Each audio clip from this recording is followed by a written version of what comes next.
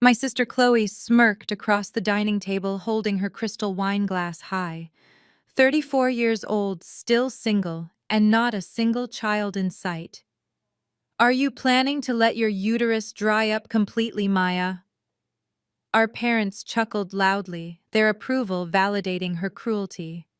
My white brother-in-law, Brandon, leaned back in his custom chair, laughing along. Oh, come on, Chloe. At least Maya has that cute little public relations job keeping her busy. I calmly wiped my mouth with a linen napkin, stared directly into Brandon's eyes, and smiled. Where are your savings, Brandon? Oh, right. I fund your entire lifestyle, but not anymore. The dining room fell completely silent, and our family dynamic was permanently changed. Before I continue this story, let me know where you are watching from in the comments below. Hit like and subscribe if you have ever had to stand up to toxic family members who underestimated your worth. Growing up in Atlanta, my parents, Reverend Thomas and Helen, obsessed over image. Inside our sprawling estate was a breeding ground for favoritism. Chloe was the golden child who gave them grandchildren. I was the scapegoat who worked a cute little job. The irony was lost on them. We gathered for Thanksgiving in the formal dining room. The table groaned under a catered feast I secretly paid for. Crystal chandeliers glowed over my family-curated performance. Chloe sat across from me, dripping in designer jewelry that I recognized from the credit card statements I reviewed every month. Brandon sat swirling expensive bourbon, acting like Lord of the Manor. He always used corporate jargon to make my career sound like a hobby. He endlessly bragged about his recent trip to the Hamptons. My mother smiled proudly at him, passing the cranberry sauce. We are just so blessed to have a strong provider in the family, Helen said, shooting a pointed look in my direction. It is so important for a woman to have a man who can secure her future. Chloe flipped her perfectly styled hair, resting a manicured hand on Brandon's shoulder. Not everyone can attract a high-value man, Mom. Some people are destined to be the quirky single aunt who works constantly just to afford her little apartment. We have to love Maya anyway. I sat listening to the clinking silverware, realizing how blind they were.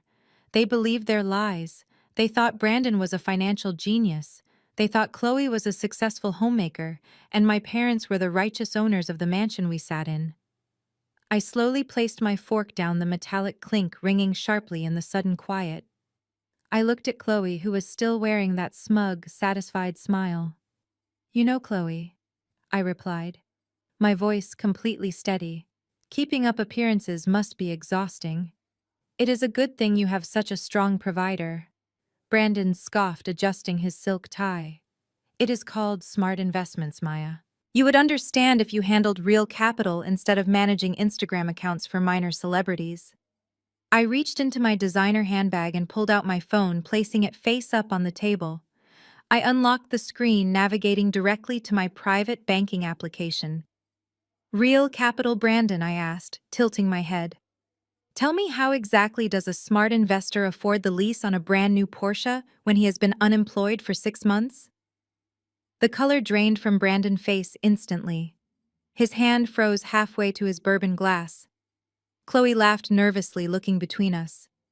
What are you talking about? Brandon is a senior broker. He just got a bonus. I ignored her, keeping my eyes locked on Brandon. And Mom, I continued, turning to the head of the table where Helen sat, looking confused. I am glad you love this house so much. It really is a beautiful property. I just wish you and Dad had the common courtesy to thank the actual owner instead of insulting her at Thanksgiving dinner. Reverend Thomas finally spoke up, his booming preacher voice echoing in the room. Watch your tone, Maya. This is my house, and you will show respect. I picked up my phone, my thumb hovering over the master control panel of my corporate accounts. No, Dad, I said coldly. This house is owned by my limited liability company. I bought it when the bank was foreclosing on you 5 years ago. I own the house. I pay for the cars. I fund the credit cards you all use to pretend you are rich.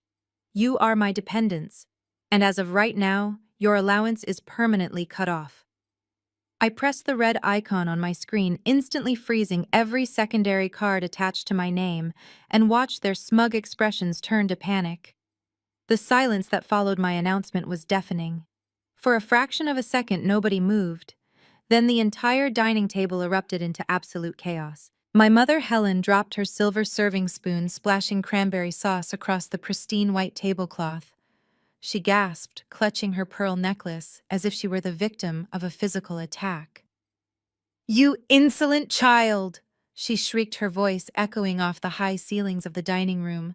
"How dare you speak to your family this way? Apologize to your sister and your brother-in-law right now." Reverend Thomas stood up so quickly, his heavy wooden chair scraped violently against the hardwood floor. He pointed a trembling finger at me, channeling his best Sunday pulpit voice. "You will show respect in this house, Maya. You will not disrespect the man of this family, and you certainly will not threaten your mother and me with these ridiculous lies. If you think you can sit at my Thanksgiving table and spew this venom, you are sorely mistaken." I did not flinch. I did not cower the way I had when I was a teenager. I looked at the man who had spent my entire life telling me I was second best to Chloe. "Your house, Dad?" I asked, tilting my head slightly. "Do you really want to do this right now in front of everyone?" I pulled a folded document from my designer bag and tossed it onto the center of the table right next to the roasted turkey. "That is the deed to this property. It is registered to me. I bought this house for $1.2 million 5 years ago, when the bank was exactly 3 days away from tossing you and Mom out onto the street." Chloe snatched the paper from the table, her eyes scanning the legal jargon. "This has to be fake," she stammered, looking desperately at Brandon. "Maya cannot afford this. She manages social media for local bands. I manage public relations crises for Fortune 500 executives, Chloe." I corrected her smoothly. "My agency billed over $8 million last year. But let us talk about what you can afford. Let us talk about Brandon." I turned my gaze back to my brother-in-law, who was now sweating profusely under his expensive silk collar. "Tell them, Brandon," I challenged him. "Tell them how much your Porsche Panamera lease costs every month. It is $2,400.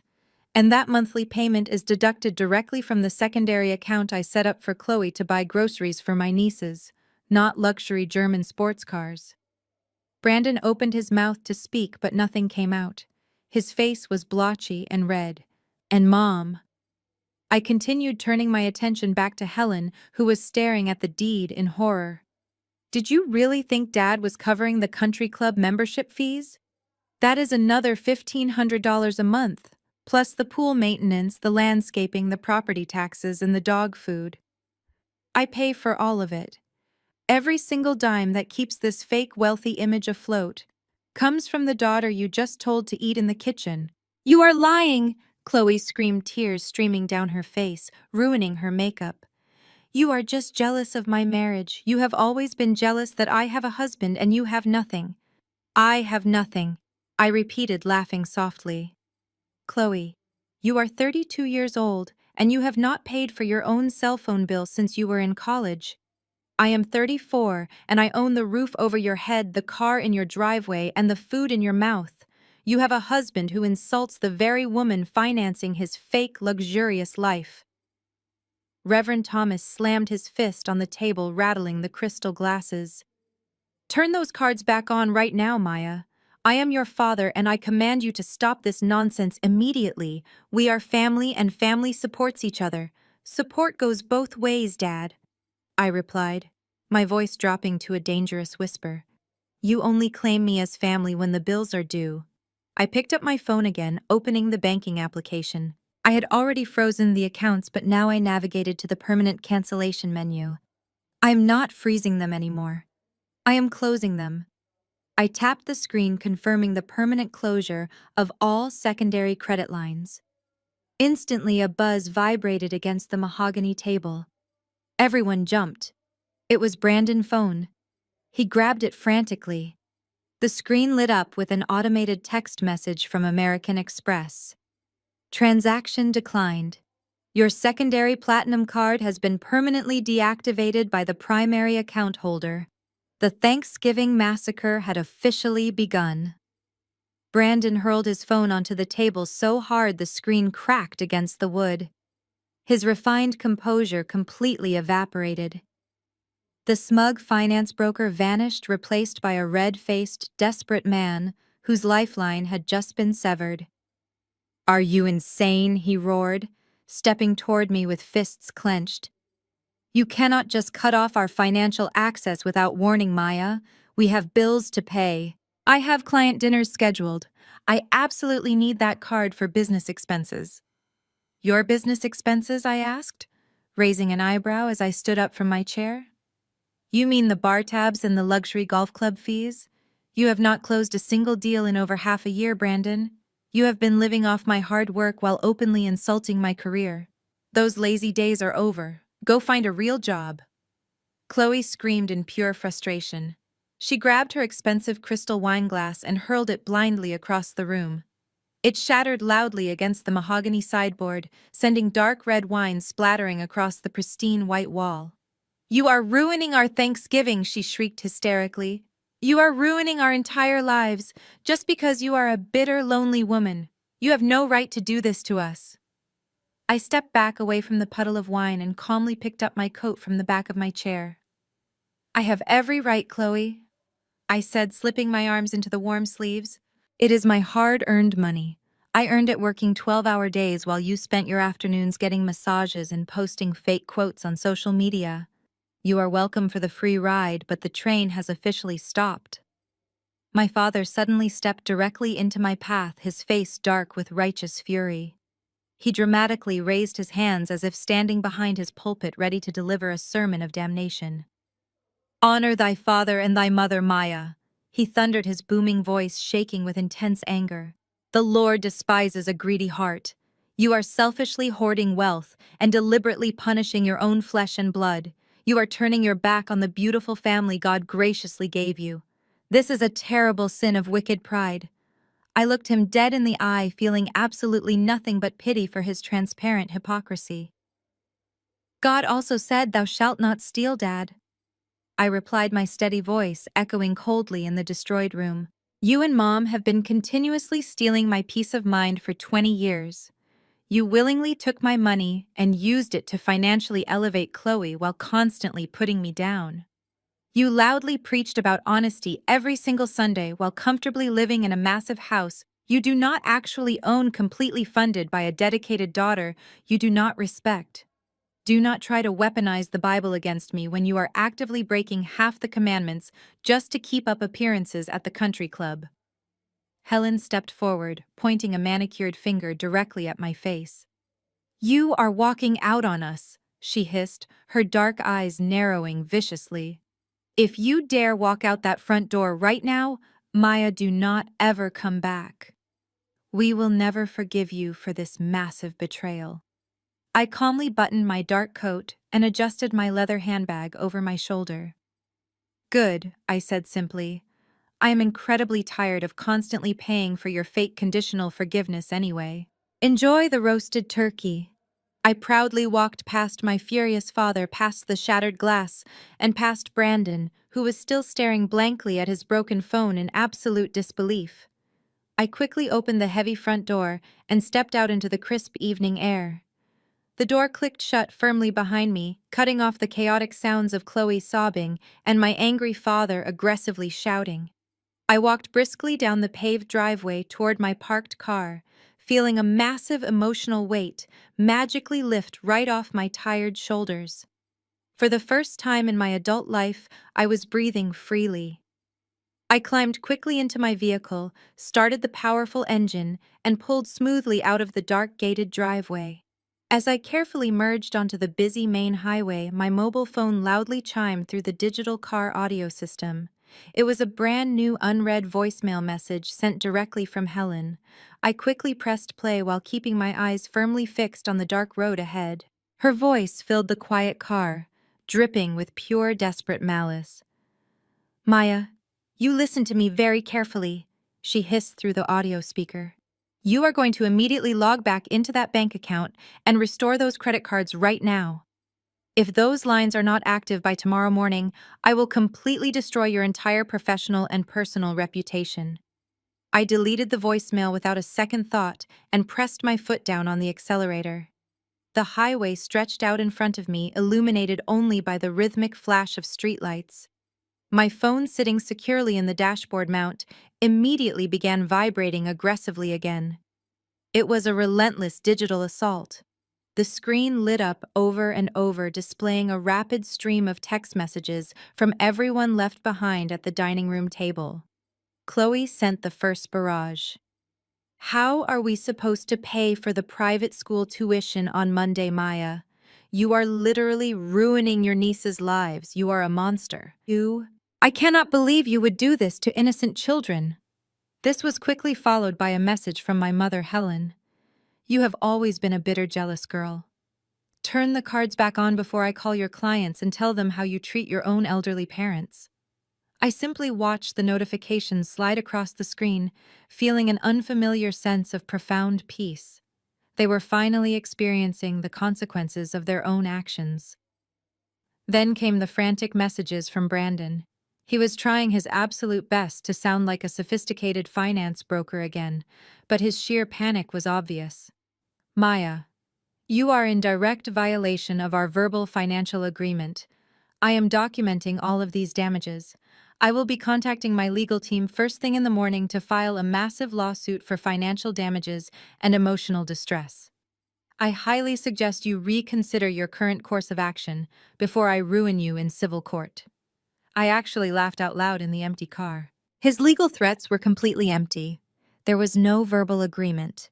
There was only my generosity, which they had mistaken for an endless obligation. I tapped the voice command button on my leather steering wheel.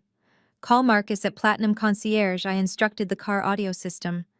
The mobile phone dialed and rang twice before a crisp, professional voice answered. Good evening, Maya. This is Marcus from Platinum Client Services. How can I assist you tonight? Hi, Marcus, I replied, keeping my voice calm and steady. I used the automated system earlier to close all the secondary cards attached to my primary account, but I need to make absolutely sure the action is permanent. I want zero possibility of those credit lines being reopened or any emergency override charges being approved under any circumstances. I can certainly handle that for you, Maya, Marcus said. I could hear his computer keyboard clicking rapidly in the quiet background. I see the 4 secondary cards right here. 2 belonging to a Chloe and Brandon, and 2 belonging to a Thomas and Helen. You want a permanent hard closure on all 4 lines. Correct. That is exactly correct, Marcus. I confirmed. I also need you to put a strict security freeze on the main account right now. If anyone calls claiming to be my spouse or my parents, asking for access or emergency funds, deny them immediately. Require my personal voice verification for any future changes. Understood? Maya, Marcus, replied, his tone remaining perfectly neutral and highly professional. The hard closures are complete, and the strict security freeze is now fully active on your profile. Is there absolutely anything else you need tonight? No, Marcus. That is everything I said. Thank you for your prompt help. I ended the call feeling an immense emotional weight finally lift from my chest. The financial umbilical cord was officially severed forever. They could no longer secretly drain my hard-earned bank accounts to comfortably fund their extravagant fake lives. I turned on the radio, letting smooth jazz fill the quiet space of the car cabin. For the next 10 minutes, the angry text messages finally slowed down. I assumed they were busy fighting among themselves or frantically trying to figure out how to pay the massive Thanksgiving catering bill I had left sitting on the mahogany table. I pulled off the highway exit, smoothly approaching the quiet downtown streets, leading directly to my luxury apartment building. The dashboard clock glowed brightly, showing it was just past 9.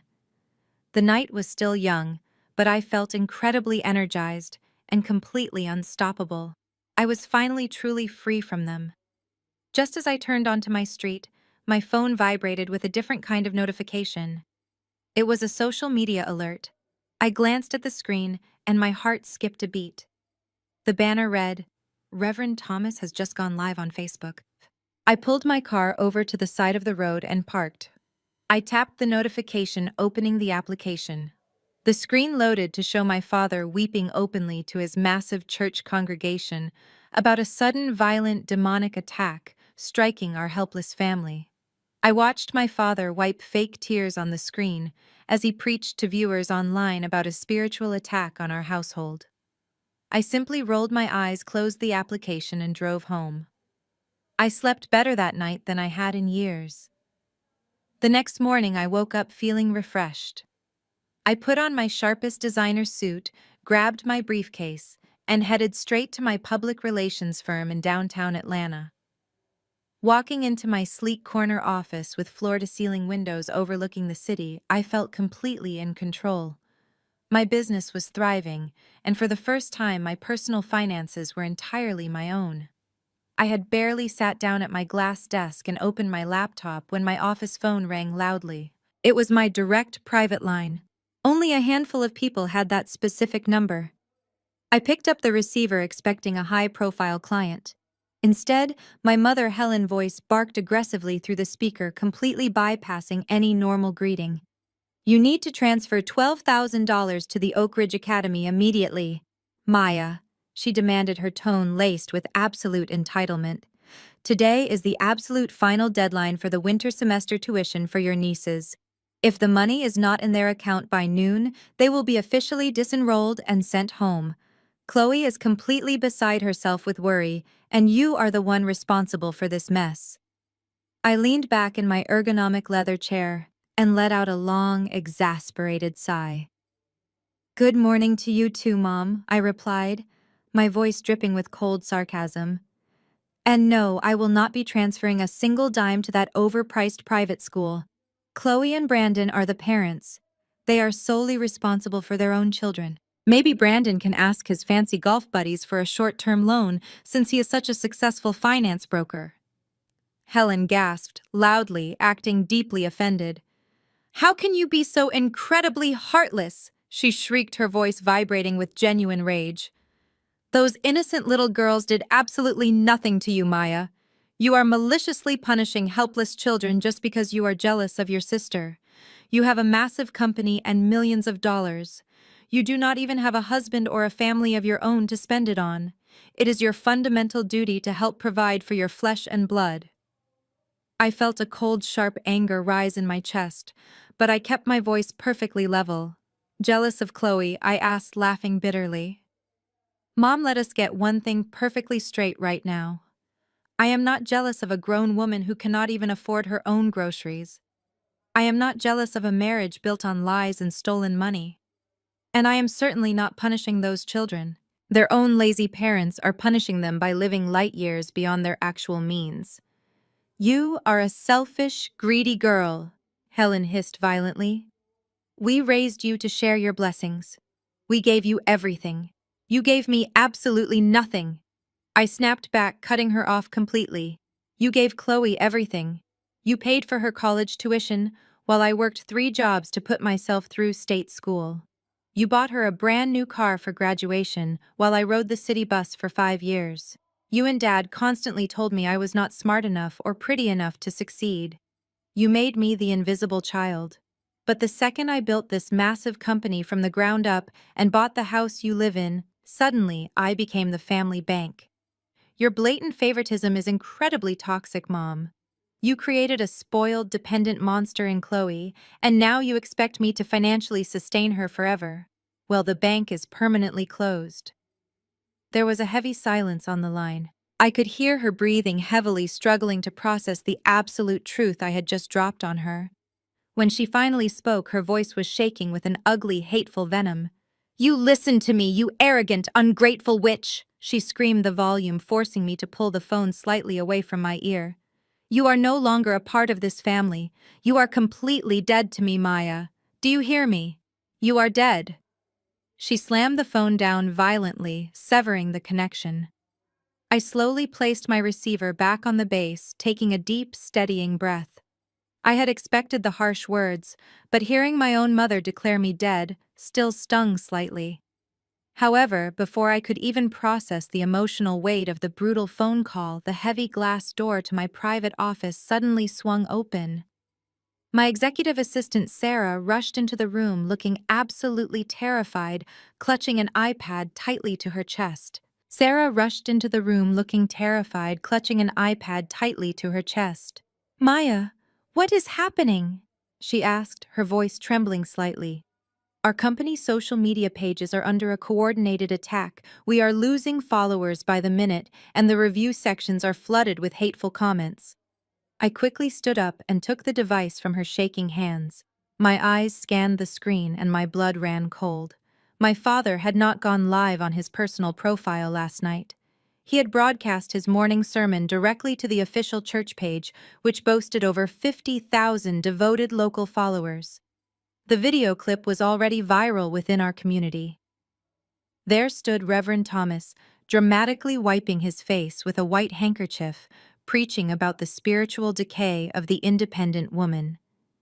He never explicitly said my full name, but he painted a vivid picture of a daughter consumed by corporate greed, abandoning her loving family out of spite. He called upon the congregation to pray for my wicked soul and to reject the businesses of those who turned their backs on the Lord and their hardworking parents. The faithful followers took his words as a direct command to go to holy war. I scrolled through the public reviews on my professional agency profile. Within the last hour, over 200 one-star ratings had appeared out of nowhere. The comments were incredibly vicious and personal. One frequent churchgoer named Sister Margaret wrote, "Do not trust this Jezebel with your business, because she is a heartless monster who starves her own nieces." Another prominent elder from the adult choir commented, "This company is funded by demonic greed and disrespect for religious elders. They were systematically trying to destroy the professional reputation I had spent the last decade building from the ground up." My office phone began ringing again, but this time, it was not my mother. Sarah pointed to the flashing red lights on the main switchboard. "Every incoming line is occupied, Maya," she said, looking overwhelmed. "They are all calling from the local church directory." I pressed the speaker button on the nearest flashing line. A deep, gravelly voice filled my pristine office. "Maya, this is Deacon Wallace," the man growled angrily. "We are absolutely disgusted by your recent behavior. You need to get on your knees and beg your father for forgiveness before God strikes you down." I calmly reached over and disconnected the call without saying a single word. I am a trained crisis management executive. I have successfully handled international public relations disasters for multi-billion-dollar corporations. I was not going to let a local church congregation bully me into financial submission. "Sarah," I commanded, my voice dropping into my professional crisis mode, "lock down all public comments on our corporate social media platforms immediately. Do not delete the existing negative reviews, just hide them from public view. For now, I want you to screenshot every single defamatory comment, especially the ones mentioning my nieces or my financial status. Put them all directly into a secure digital file. We are going to need them for the legal team later." Sarah nodded, her panic subsiding as she recognized my sudden shift in leadership demeanor. "Yes, Maya." Right away, she replied, hurrying back to her desk outside my door. I sat back down at my glass desk and pulled out a fresh, legal notepad. I needed to act swiftly before this smear campaign officially reached my corporate clients. My father was playing a dirty, dangerous game, leveraging his spiritual authority to financially blackmail me. He thought public shame would break my strong spirit. He fundamentally misunderstood exactly who I had become. I spent the next 45 minutes meticulously drafting a strategic press statement. I was not going to attack the beloved church directly, but I was going to legally protect my business assets from targeted, organized defamation. Just as I finished typing the final assertive sentence, my private cellular phone vibrated loudly on the glass desk. I glanced at the caller identification and felt a sudden sharp knot form tightly in my stomach.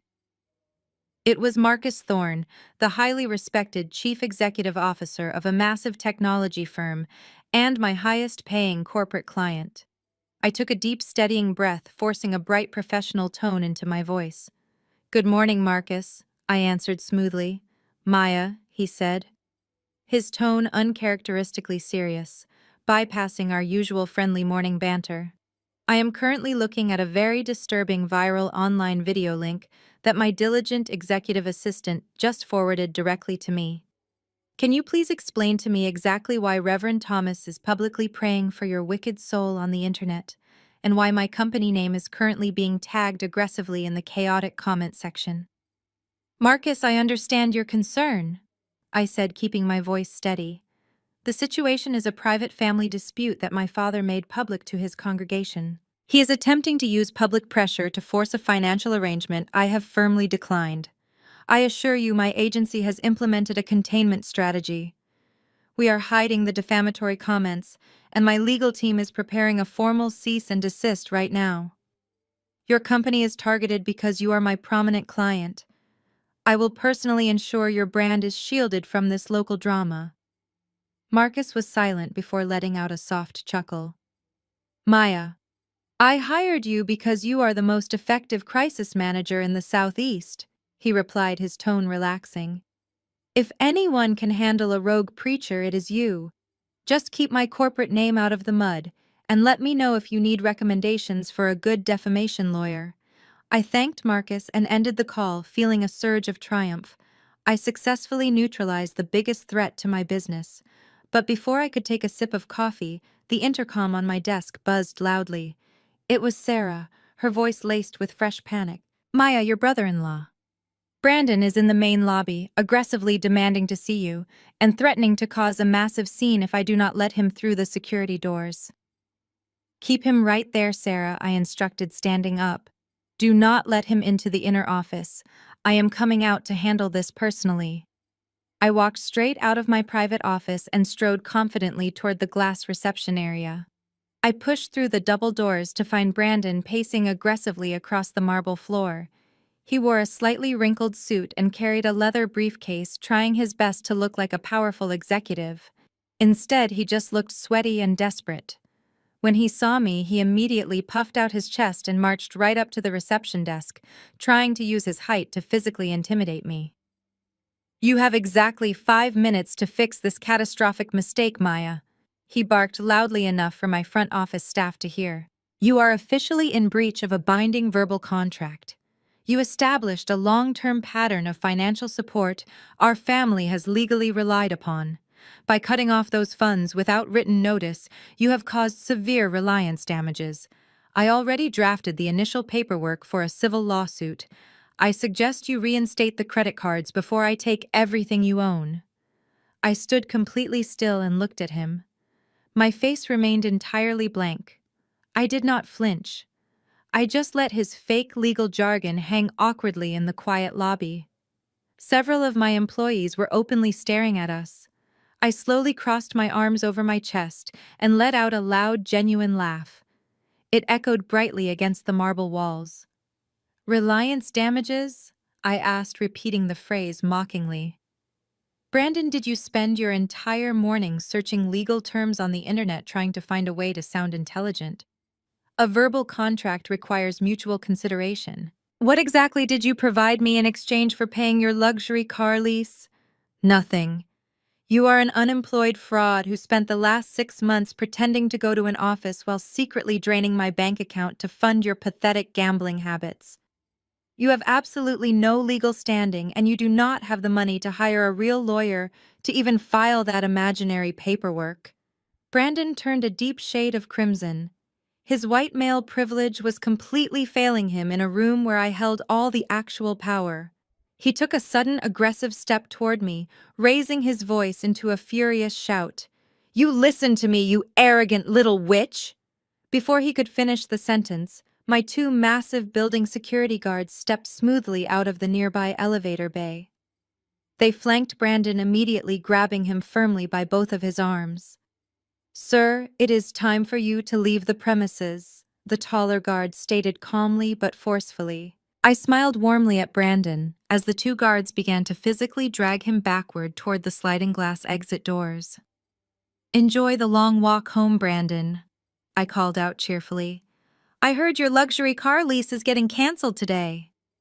Brandon struggled against the guards, but his physical resistance was completely useless. He glared at me with pure, unadulterated hatred. But right before the heavy glass doors slid shut, his angry expression suddenly morphed into a chilling, triumphant smirk. "You can just laugh all you want, Maya," he shouted loudly over his shoulder. "I already made a little phone call this morning that is going to completely destroy your entire life." I watched Brandon disappear into the busy downtown street, feeling a brief moment of satisfaction before returning to my glass desk. His dramatic parting threat about making a phone call echoed slightly in my mind, but I quickly dismissed it as the desperate blustering of a cornered man. I had a massive public relations firm to run and real corporate crises to manage. The online church mob was still actively posting, but my technical team had successfully hidden the worst of the defamatory comments. I was just starting to review the draft of my official legal cease and desist letter when Sarah knocked sharply on my doorframe. Her face was completely pale and her hands were visibly shaking. "Maya," she whispered, her voice barely audible. "There are two uniformed Atlanta police officers in the reception area. They are accompanied by a woman who says she is an investigator from Adult Protective Services. They are demanding to speak with you immediately regarding a felony complaint." My stomach dropped instantly. Brandon had not been bluffing after all. I stood up, smoothing the front of my designer suit, and walked deliberately toward the lobby. I was not going to let my staff see me sweat. I pushed through the glass doors and approached the trio waiting near the reception desk. "Good morning, officers," I said, keeping my tone perfectly even and respectful. "I am Maya, the owner of this firm. How can I help you today?" The woman standing between the two officers stepped forward. She wore a severe gray suit and held a thick manila folder. "Ms. Maya, my name is Agent Higgins with Georgia Adult Protective Services," she stated coldly. "We received a highly disturbing emergency report this morning regarding your elderly parents, Reverend Thomas and Helen. You are officially under investigation for severe elder financial abuse." I stared at her, completely stunned. "Elder financial abuse?" I repeated the words, tasting bitter in my mouth. "Agent Higgins, there must be a massive misunderstanding. I have been financially supporting my parents for over 5 years. I have never taken a single dime from them." Agent Higgins opened her folder and pulled out a formal complaint document. "According to the detailed report filed by your brother-in-law Brandon, you recently froze all of their bank accounts and credit lines, leaving them completely destitute and unable to purchase food or vital medications. The report also alleges that you fraudulently transferred the deed of their primary residence into a shell company that you secretly control." I let out a harsh laugh of sheer disbelief. "Brandon filed a retaliatory false report because I cut off his free ride," I explained, gesturing toward my private conference room. "Please step into my office, Agent Higgins. I can clear this up in exactly 5 minutes." The officers and the investigator followed me into the secure room.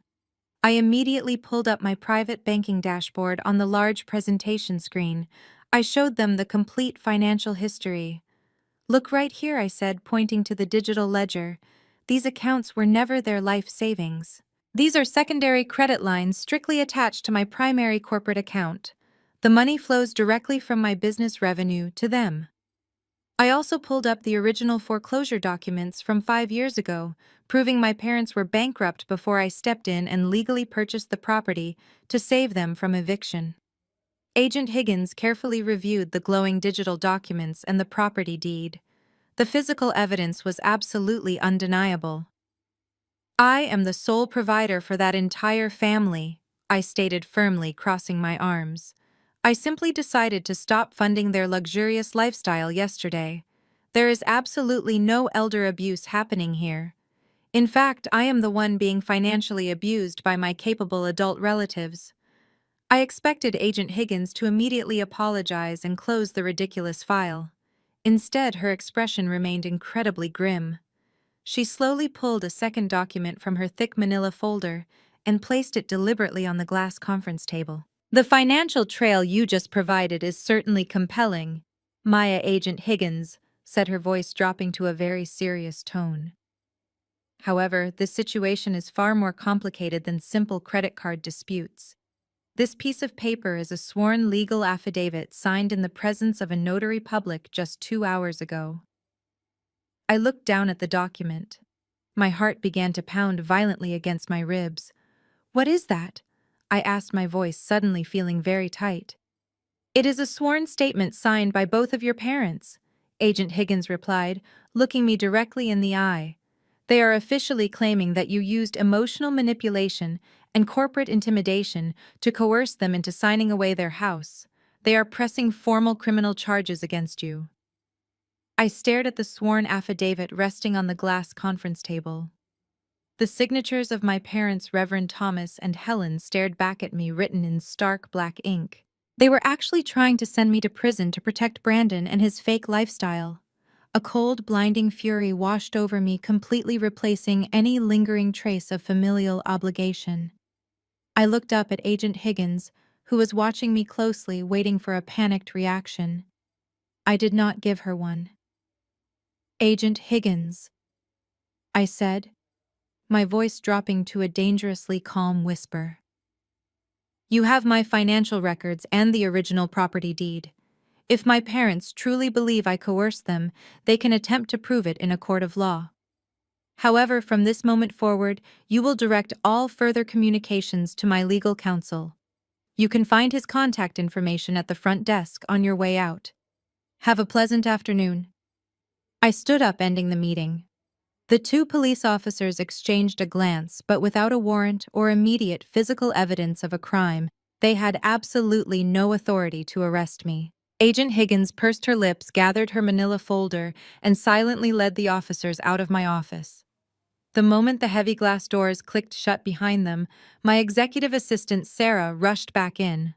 "Maya, what just happened?" she asked, her eyes wide with concern. "Are you okay?" "I am perfectly fine, Sarah," I replied, walking briskly back to my desk. "In fact, I have never been thinking more clearly. I need you to cancel all of my afternoon meetings. Then I need you to pull up the encrypted contact file and get Elias Stone on the secure line." Sarah gasped softly. Elias Stone was the most ruthless private investigator in Atlanta. Our agency only retained him for the most catastrophic corporate espionage cases. He was incredibly expensive and notoriously thorough. "Are you absolutely sure, Maya?" she asked. "Get him on the phone right now," I commanded. Within 2 minutes, my secure desk line chimed. I picked up the receiver. "Maya, what kind of disaster requires my services today?" Elias asked, his deep voice crackling slightly over the encrypted connection. "I need a complete financial and personal excavation, Elias," I stated, pacing behind my desk. "I need you to dig into my brother-in-law, Brandon. He claims to be a senior finance broker, but I know he was fired 6 months ago. I want his bank records, his credit history, his phone logs, and his daily movements. I want to know exactly where every single dime he has touched in the last year went." "Consider it done," Elias replied, typing rapidly in the background. "Is there a secondary target?" "Yes," I said, my eyes narrowing as I looked out over the Atlanta skyline. "I also need you to discreetly audit the financial accounts of my father church. Reverend Thomas runs a massive congregation with a highly lucrative nonprofit tax exemption. Brandon has always been heavily involved in the church financial planning committee. My family just escalated a petty financial dispute into a fraudulent criminal investigation. I need the absolute worst leverage you can find, and I need it yesterday. I will put my entire team on it right now," Elias promised. "I will call you the second I find the loose thread." I hung up the phone, feeling the adrenaline pumping through my veins. My parents had officially declared war. They thought they could use the police and the church congregation to force me into submission. They thought my success made me a soft target. They forgot that I made my living destroying the reputations of billionaires who stepped out of line. I spent the next several hours pacing my office, reviewing my own financial firewalls, and preparing my corporate lawyers for the incoming legal battle. I refused to let my family tear down the empire I had built. The afternoon stretched on, filled with tense anticipation. The online attacks from the church members continued to roll in, but they felt entirely insignificant now. I was hunting for much bigger prey. At exactly 4 o'clock in the afternoon, my private line rang again. It had only been 4 hours since I hired him. I snatched the receiver off the base. "Tell me what you found, Elias," I demanded immediately. Elias let out a low whistle over the line. "Maya, you are not going to believe what I am looking at," he said, his voice laced with genuine disbelief. "Your brother-in-law, Brandon, is not just broke and unemployed. He has been actively committing massive federal wire fraud. And worse, he has been illegally using your father church tax identification number to completely launder the stolen money." I sat completely frozen in my ergonomic chair, staring at the phone receiver in my hand. "Did you just say federal wire fraud?" I asked Elias, my voice barely above a whisper. "Yes," Maya Elias confirmed, sounding entirely professional despite the massive bombshell he just dropped. "Brandon has been siphoning money from vulnerable client portfolios for over a year. When he got fired, they quietly let him go to avoid a massive public scandal, but they demanded full restitution. To pay them back, he started funneling his illegal gambling debts through your father nonprofit church, accounts hiding the dirty money behind the religious tax exemption status." I instructed Elias to compile every single piece of evidence into a secure digital dossier and ended the call. My hands were shaking not from fear, but from absolute vindication. They had tried to destroy my life with a fake police report while actively running a federal criminal enterprise. I slept incredibly well that night. The following morning was a bright, beautiful Saturday. I was sitting comfortably on the plush velvet sofa in my luxury penthouse, sipping a hot matcha latte, when my personal cell phone suddenly chimed. It was an automated motion detection alert from the Ring doorbell camera installed at Chloe and Brandon's suburban house. I had completely forgotten that my email address was still registered as the primary administrative account, because I was the one who originally purchased and installed the security system for them 3 years ago. Curiosity got the better of me. I tapped the notification and opened the live video feed. The high-definition camera provided a perfect wide-angle view of their manicured front lawn and the wide concrete driveway. Chloe was currently hosting her monthly neighborhood brunch. Several wealthy-looking women wearing expensive pastel sundresses and oversized designer sunglasses were gathered on the spacious front porch, holding crystal champagne flutes filled with expensive mimosas. Chloe was standing in the center of the group, laughing loudly and gesturing dramatically, clearly holding court among her snooty suburban friends. She looked perfectly content living her fake life. Then a massive, heavy-duty flatbed tow truck turned aggressively onto their quiet residential street. The loud, rumbling diesel engine completely drowned out the polite chatter on the porch. The truck backed swiftly into the driveway, stopping inches away from Brandon's pristine silver Porsche Panamera. The women on the porch fell dead silent. Chloe dropped her champagne flute, allowing it to shatter loudly against the porch floorboards. A large, burly man wearing a neon yellow safety vest jumped down from the truck cabin holding a thick metal clipboard. Brandon suddenly burst through the heavy wooden front door, sprinting down the driveway, wearing silk pajamas and expensive leather slippers. "Hey, you cannot do this!" he yelled, frantically waving his arms. "I am making the payment on Monday." The tow truck driver did not even bother to look at him. He calmly walked to the back of the flatbed and engaged the loud hydraulic winch. "Save it for the bank, buddy," the driver shouted over the mechanical noise. "Your lease is officially in default. You are 4 months behind and the primary financier canceled the emergency backup card yesterday. Step away from the vehicle." I watched the live feed in absolute fascination as the heavy steel hooks were efficiently attached to the undercarriage of the luxury sports car. Brandon desperately tried to argue, but the driver completely ignored him. The women on the porch began whispering furiously to each other, clearly scandalized by the brutal public display of financial ruin. Chloe stood completely frozen, her face turning a bright, unnatural shade of red, as she watched her carefully constructed wealthy neighborhood reputation evaporate into thin air. The loud winch pulled the expensive silver car slowly up the steep metal ramp. Within 3 minutes, the tow truck secured the vehicle and drove away, leaving Brandon standing barefoot in the empty driveway while Chloe's snooty friends awkwardly gathered their designer purses and began speed-walking toward their own vehicles. The brunch was officially over. I smiled, taking another slow sip of my warm matcha latte. I gently closed the security application, feeling an immense wave of satisfaction wash over me. Exactly 30 seconds later, my cell phone began ringing frantically. The caller identification displayed Chloe's name. I let it ring 3 times before I calmly pressed the green accept button and lifted the phone to my ear. "Maya, please, you have to help me." Chloe sobbed hysterically into the receiver, her voice breaking with genuine panic. "My entire social life is completely over. Everyone saw the repo man take the car away today. Please just wire me $10,000 right now so I can get it back before Monday morning, I am begging you." I held the phone slightly away from my ear as Chloe continued to sob loudly. Her desperation was incredibly thick, but I felt absolutely no sympathy for her. $10,000, I repeated, keeping my voice completely calm and entirely devoid of emotion. "Chloe, do you honestly hear yourself right now? You just watched a tow truck physically repossess your husband's luxury car because neither of you have bothered to hold down a real job or pay a single bill in months. And your first instinct is to call the sister you publicly mocked just 2 days ago to demand a massive cash bailout so you can save face in front of your neighborhood friends. The absolute sheer audacity is actually quite impressive. Maya, please stop lecturing me," Chloe cried, her voice rising an octave in sheer panic. "You have millions in your corporate accounts. $10,000 is absolutely nothing to you.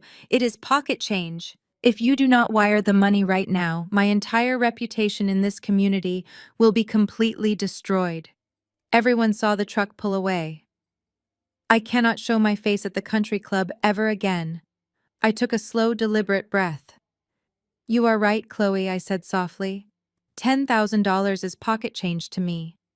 But I would rather burn those dollar bills in my fireplace than send a single cent to the people who actively tried to send me to federal prison yesterday. The line went dead silent. The sound of Chloe crying instantly stopped, replaced by a heavy, tense pause. "I know everything, Chloe," I continued, my voice turning cold and sharp. "I know all about the emergency police visit to my office. I know about the investigator from Adult Protective Services.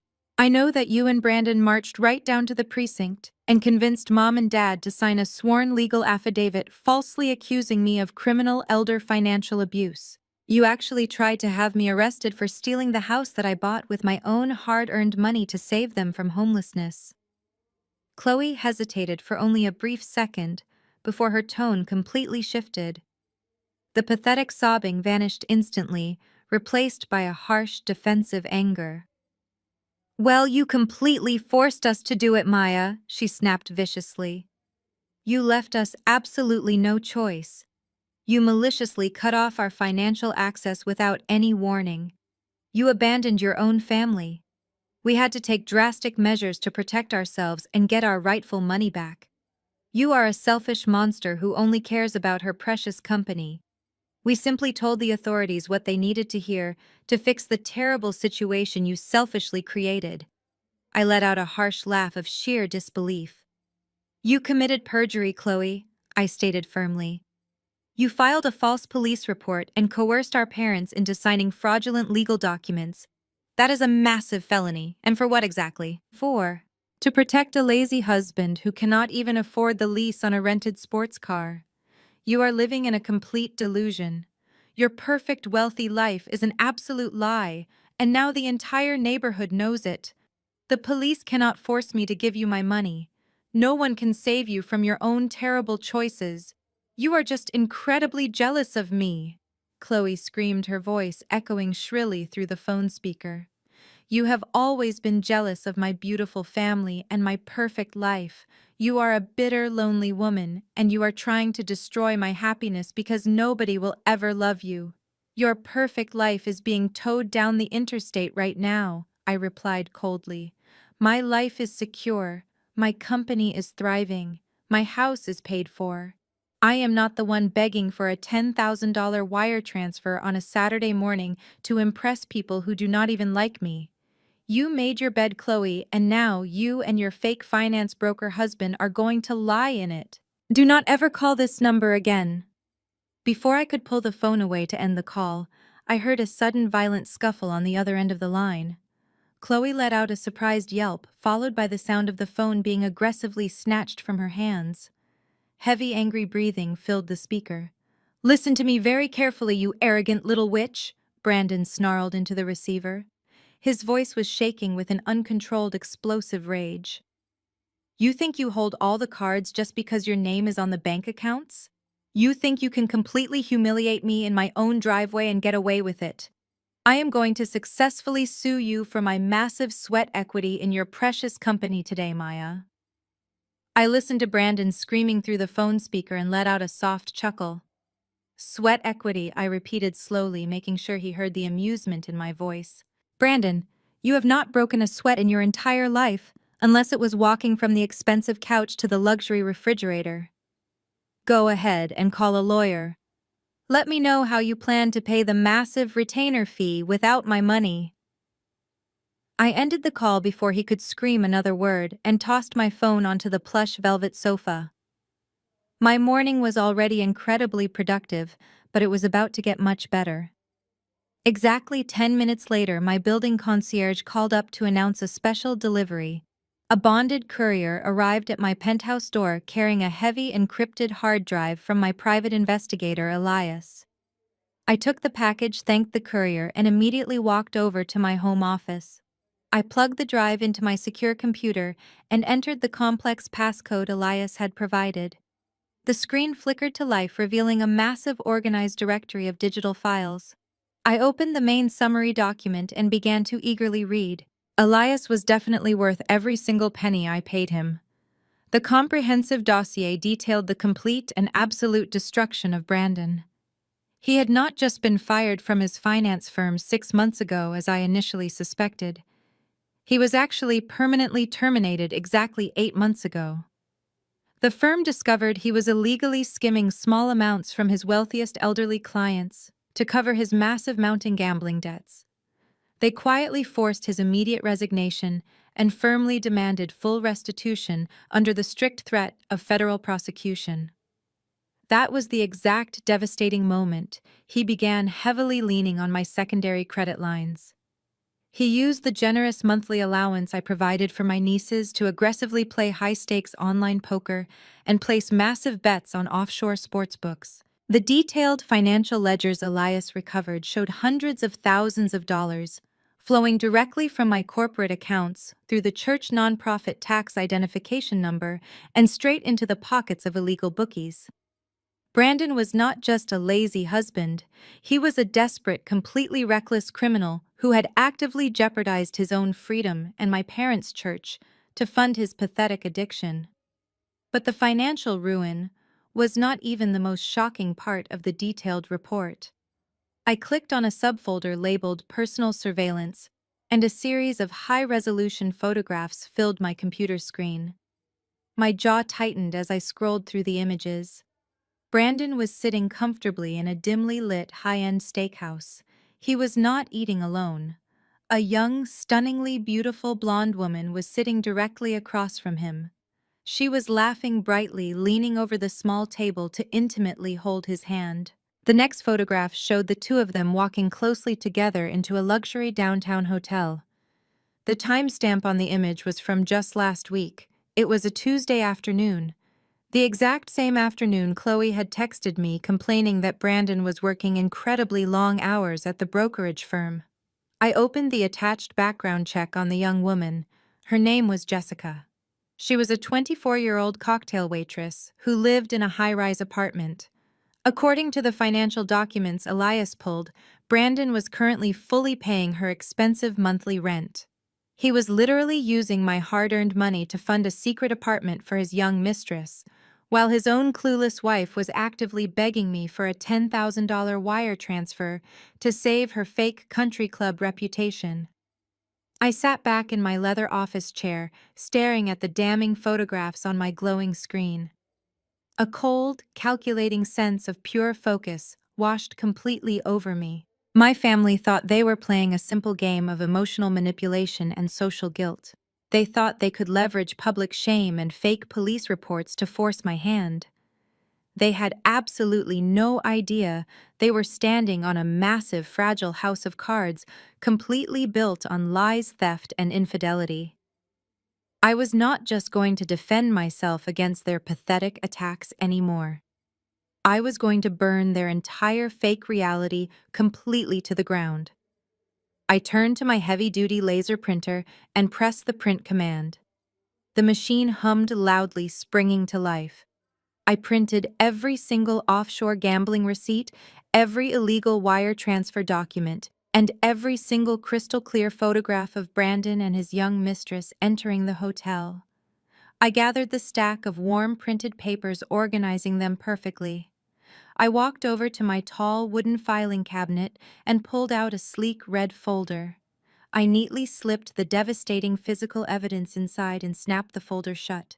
I placed my hand firmly on the sleek red folder and pressed the intercom button on my glass desk. "Sarah," I instructed, my voice completely devoid of any emotion. "I need you to call my parents right now. Tell them I am ready to discuss a final financial settlement and they need to come to my office immediately. Tell them to come alone." I released the button and waited. Less than an hour later, the heavy glass doors to my private office swung open. My mother Helen walked in first, wearing an expensive tailored suit I had paid for last season. She held her designer handbag high, her chin tilted upward in an incredibly arrogant display of unearned victory.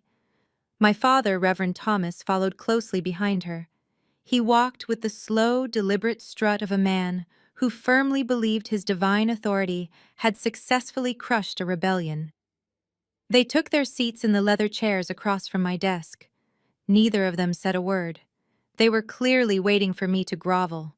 They expected a tearful apology for my terrible behavior and a massive cashier check to magically fix Chloe's ruined weekend. They truly believed I was weak enough to cave under their immense and completely ridiculous family pressure. I remained perfectly still in my ergonomic chair. I did not offer them anything to drink.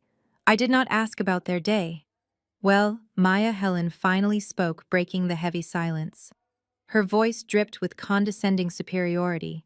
"We are waiting. I sincerely hope you brought us here to make this right. Your sister is absolutely devastated about the car and the neighborhood humiliation. You caused a massive scene and forced us to take drastic legal measures.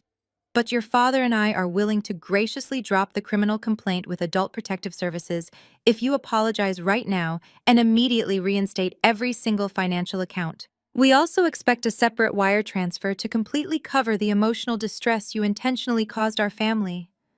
I looked at the two people who raised me. The sheer entitlement radiating from them was genuinely breathtaking. I slowly picked up the sleek red folder resting on my desk. "You completely misunderstood why I called you here today, Mom," I said, my voice dropping to a dangerously calm whisper. "I did not invite you here to apologize. I invited you here to inform you that you bet your entire future on the wrong horse." I slid the bright red folder smoothly across the polished glass surface of my desk. It stopped perfectly right in front of my father. "I highly suggest you open that, Dad," I instructed, leaning back in my chair. "And I suggest you look at every single page very carefully before you ever threaten me with a fake police report again." Reverend Thomas scoffed loudly, clearly irritated by my absolute lack of submission. He reached out with a heavy hand and flipped open the red cover. Helen leaned over his shoulder, ready to loudly dismiss whatever she thought I was trying to show them. Their arrogant expressions lasted for exactly 5 seconds.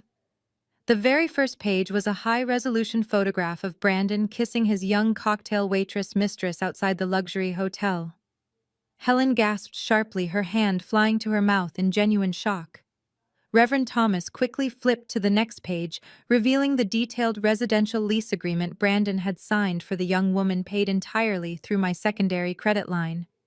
Then came the extensive offshore gambling ledgers, showing hundreds of thousands of dollars lost in a matter of months. But I was not watching Helen react to the devastating infidelity. I was watching my father. As Reverend Thomas reached the final section of the thick dossier, his hands began to visibly shake. These pages contained the undeniable federal banking records proving Brandon was fired for embezzlement. And most importantly, the documents clearly showed exactly how Brandon used the sacred nonprofit tax identification number of the church to funnel his stolen money and pay his illegal bookies. I expected my father to explode with righteous fury.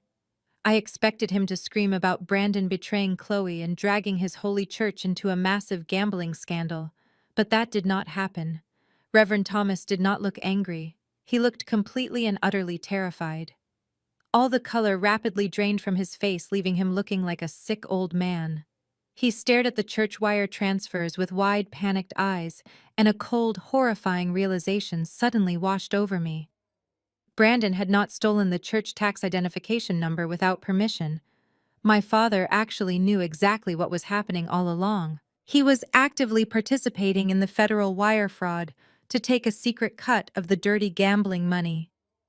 "You knew," I said, staring directly into my father's terrified eyes. "You knew exactly what he was doing, and you helped him launder the stolen money through your own church. You took a cut of the embezzlement to fund your country club fees while preaching about honesty every single Sunday." Reverend Thomas opened his mouth to speak, but no sound came out. He looked down at the documents, his hands trembling violently. "It was not like that, Maya," he finally stammered, his voice reduced to a pathetic whisper. "Brandon told me it was a legitimate investment return. He said he wanted to bless the congregation with anonymous donations. I just processed the paperwork. I did not know it was stolen from his firm." "You are a liar," I snapped, hitting the glass desk with the palm of my hand. "You are a complete fraud, Dad. The dates on these transfers align perfectly with the exact months you paid off your luxury car loans. You knew the money was dirty, and you simply looked the other way." I expected my mother to erupt in righteous fury. I expected Helen to grab the photographs of Brandon kissing his young mistress and storm out of the office to protect her precious golden child Chloe. Instead, Helen calmly reached across the desk and closed the red folder. She did not look angry at all. She looked incredibly annoyed. "All right, Maya," Helen said, smoothing the fabric of her designer skirt. "So Brandon made a few terrible financial mistakes and had a silly little fling. Men are weak when they are under severe stress, and you have to admit you have put him under a massive amount of pressure lately by constantly questioning his authority as the man of the house." I stared at her, stunned by her twisted logic. "He embezzled hundreds of thousands of dollars, Mom," I said, my voice rising in sheer disbelief. "He is facing federal prison. He is currently using my money to pay rent for a 24-year-old mistress, while Chloe is begging me for cash to save her fake neighborhood reputation. And you are actively blaming me for his stress." Helen waved her manicured hand dismissively, as if I had just brought up a minor scheduling conflict. "Chloe cannot find out about any of this, Maya," she stated, her tone turning cold and authoritative. "A divorce would completely destroy her social standing. And if this financial church issue gets out, it will ruin your father's pristine reputation in the community.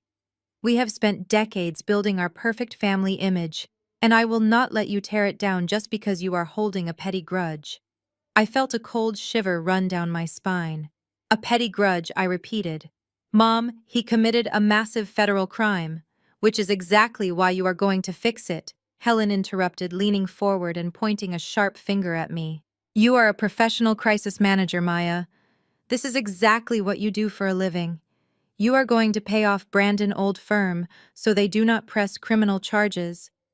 Then you are going to write a massive check to that little blonde girl and force her to sign a strict non-disclosure agreement. You will make all of this completely disappear today. You will protect your sister's marriage, and you will protect this family." I looked from my mother, who was demanding I cover up a federal felony, to my father, who was silently cowering in his expensive leather chair. In that exact moment, the final lingering thread of familial obligation completely snapped inside my chest. I finally saw them for exactly who they were. They were not just toxic or misguided, they were utterly irredeemable. They would happily sacrifice my money, my freedom, and my sanity just to keep up their pathetic fake appearances. They did not love me.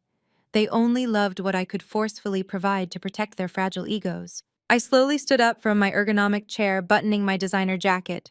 "No," I said, my voice vibrating with absolute finality. "I am not fixing anything. I am not paying off his firm, and I am not paying off his young mistress. I am going to sit right here in my beautiful office and watch your entire fake world completely burn to the ground." Helen stood up, her face twisting into a mask of pure hatred. "You selfish, ungrateful witch," she hissed violently. "If you do not fix this, I will personally make sure everyone in Atlanta knows exactly how you abandoned us." "Get out of my office," I commanded, pointing at the heavy glass doors. "Both of you get out before I call building security and have you dragged into the street." My mother Helen shot me one final venomous glare before turning sharply on her expensive designer heels. She marched out of my private office with her head held high, completely refusing to acknowledge the massive criminal reality I had just exposed. Reverend Thomas practically scrambled after her, looking like a terrified shadow of the powerful preacher he pretended to be on Sunday mornings. The heavy glass doors swung shut behind them, leaving me standing alone in the quiet hum of my executive suite. I sank slowly back into my ergonomic leather chair, feeling an intense mixture of sheer exhaustion and absolute clarity. I assumed that seeing the physical proof of Brandon committing federal wire fraud and maintaining a secret young mistress would finally force my parents to retreat. I mistakenly believed that the undeniable threat of federal prison would make them silently fade away to deal with their catastrophic mess. But I had severely underestimated the boundless depths of their toxic delusion. For 3 peaceful days, I heard absolutely nothing from my family. The church online harassment slowly faded as my technical team blocked the coordinated attacks. I threw myself completely into my corporate crisis management work, successfully shielding my high-profile clients from the temporary public relations fallout. I thought the worst part of the storm had finally passed. I thought they were busy packing Brandon up and preparing for the inevitable FBI raid on his home. I was incredibly wrong. On Thursday morning, a nervous-looking process server walked into my sleek agency lobby holding a thick manila envelope. My assistant Sarah signed for the package and brought it directly to my desk, looking deeply concerned. "It is marked as urgent legal correspondence," Sarah stated, placing the heavy envelope right in front of me. I dismissed her with a quick nod and sliced open the top of the envelope with my silver letter opener. I pulled out a massive stack of legal documents printed on cheap, thin paper. The letterhead belonged to a discount law firm located in a rundown suburban strip mall. I began to read the formal cover letter and let out a loud, genuine laugh of pure disbelief. It was a formal cease and desist order, completely demanding that I immediately destroy all physical and digital evidence regarding Brandon and his former financial employment. The cheap lawyer actually dared to claim that my private investigator had illegally obtained the banking ledgers and that I was actively threatening Brandon with malicious corporate blackmail. But the cover letter was not even the most ridiculous part of the delivery. Attached behind it was a fully drafted civil lawsuit. Brandon was officially suing me for total control of my public relations firm. I read through the completely absurd legal claims.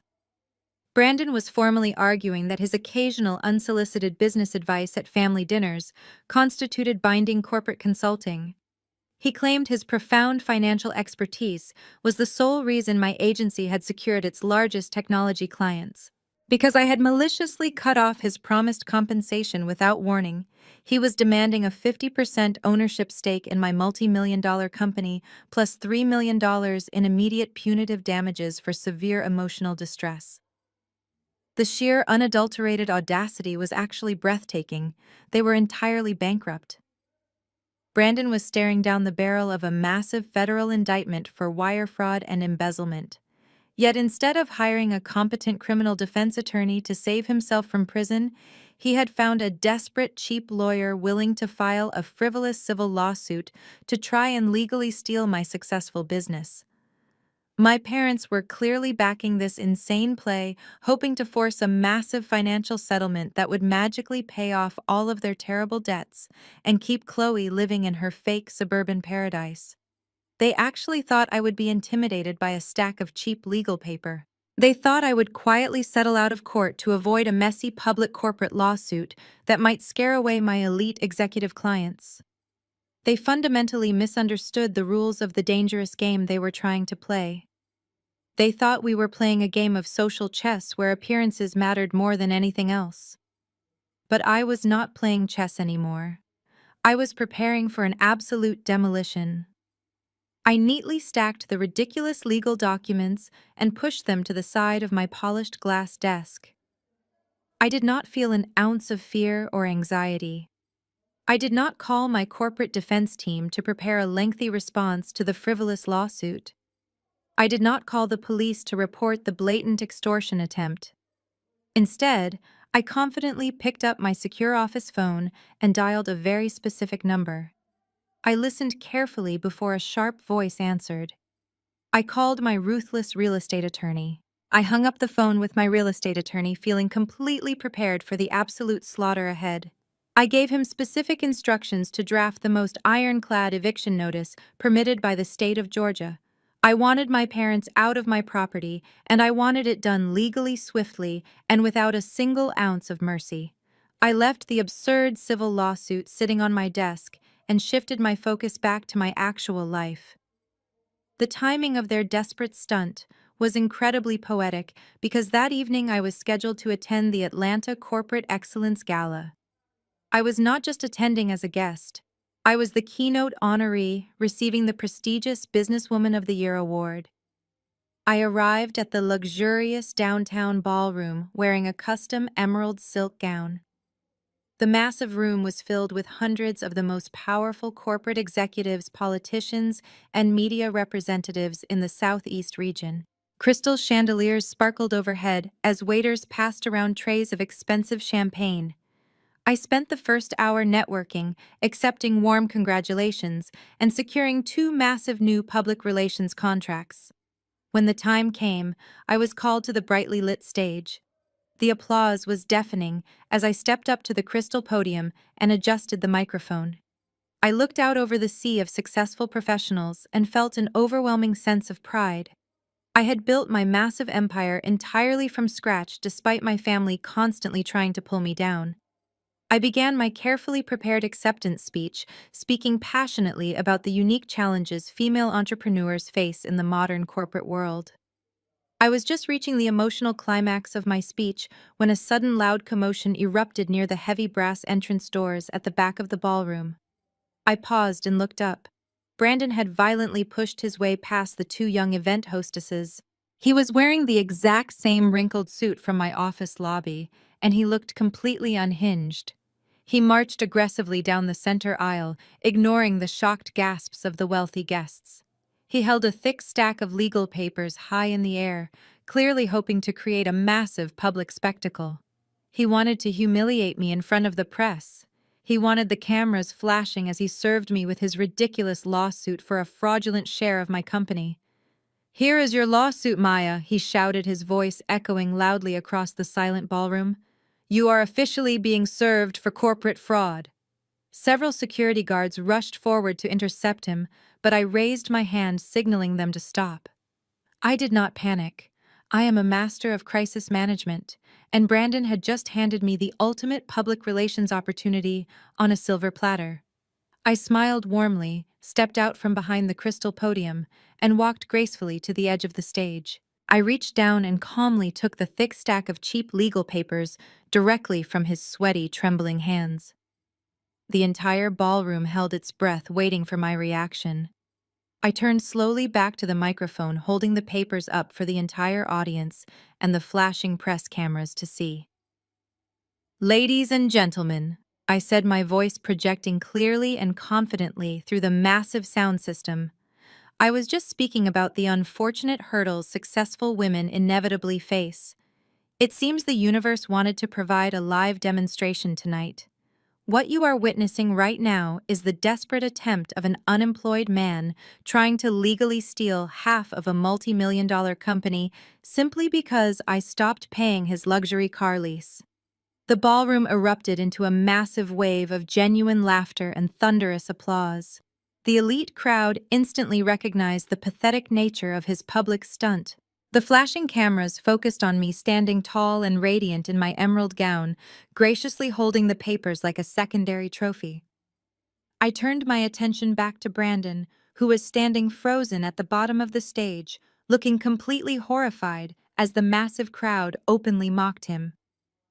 "Thank you for the special delivery, Brandon," I said, flashing him a brilliant media-ready smile. "You can leave now." The security guards grabbed him by both arms and forcefully dragged him backward down the long center aisle. The press photographers snapped dozens of pictures of his red, sweaty face as he was physically ejected from the luxurious venue. I handed the worthless court papers to the event coordinator and returned to the podium to finish my speech to a standing ovation. Brandon thought he could publicly destroy my elite reputation, but he only managed to make me look completely untouchable. He officially set the stage for the final legal showdown, and I was perfectly ready to completely obliterate him at the upcoming mediation. The morning of the legally mandated mediation arrived with a downpour washing over the streets of Atlanta. I woke up feeling rested and focused. My phone was buzzing relentlessly on the nightstand, but I deliberately ignored it.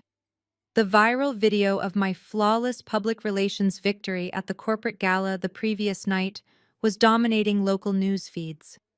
I had zero interest in celebrating a minor social victory when I was preparing for an absolute legal slaughter. Today, I permanently severed the cancerous financial limbs of my toxic family. I walked into my home office and unlocked my steel safe. I needed to meticulously organize my 3 ultimate trump cards before heading downtown. I pulled out a thick black leather briefcase and opened it on my desk. First, I placed the original property deed to my parents' massive suburban mansion into the front pocket. Right next to it, I slid a perfectly drafted 30-day eviction notice prepared by my ruthless real estate attorney. That was my first trump card. They wanted to sue me, so I was going to legally render them homeless. Next, I pulled out a tightly bound stack of financial documents. These were not basic bank statements. Over the last 5 years, every time Brandon or my parents begged for a massive cash bailout, I had required them to sign standard promissory notes. I framed it as a simple tax formality at the time, but it was actually a legally binding interest-bearing personal loan agreement. They never bothered to read the fine print because they never had any intention of paying me back. The total accumulated debt now sat at a staggering $1.4 million. I placed the signed promissory notes into the middle compartment of the leather briefcase. That was my second trump card. Finally, I picked up the sleek red folder containing the devastating private investigator dossier.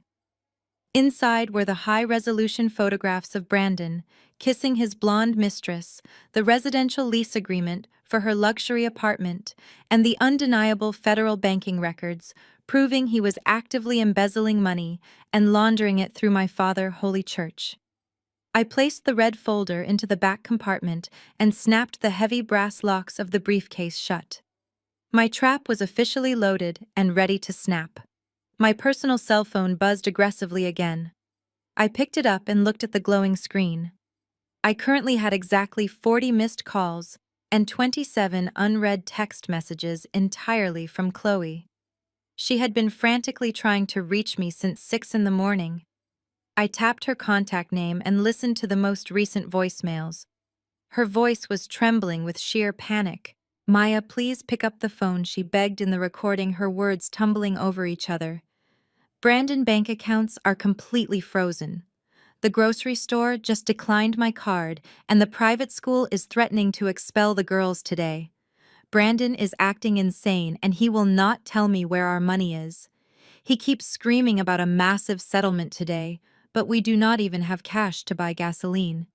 Please, Maya. I am scared. You have to help me before we lose everything. I deleted the pathetic voicemail without a single ounce of pity. She was finally waking up to the harsh reality of her fake, luxurious life, but it was far too late for apologies. She had willingly participated in the malicious attempt to have me falsely arrested for elder abuse. She had loudly cheered when Brandon tried to steal half of my company. She had made her choice, and now she was going to suffer the massive consequences of her arrogant stupidity. I turned off my cell phone entirely and tossed it onto the bed. I walked into my closet and selected my armor for the day.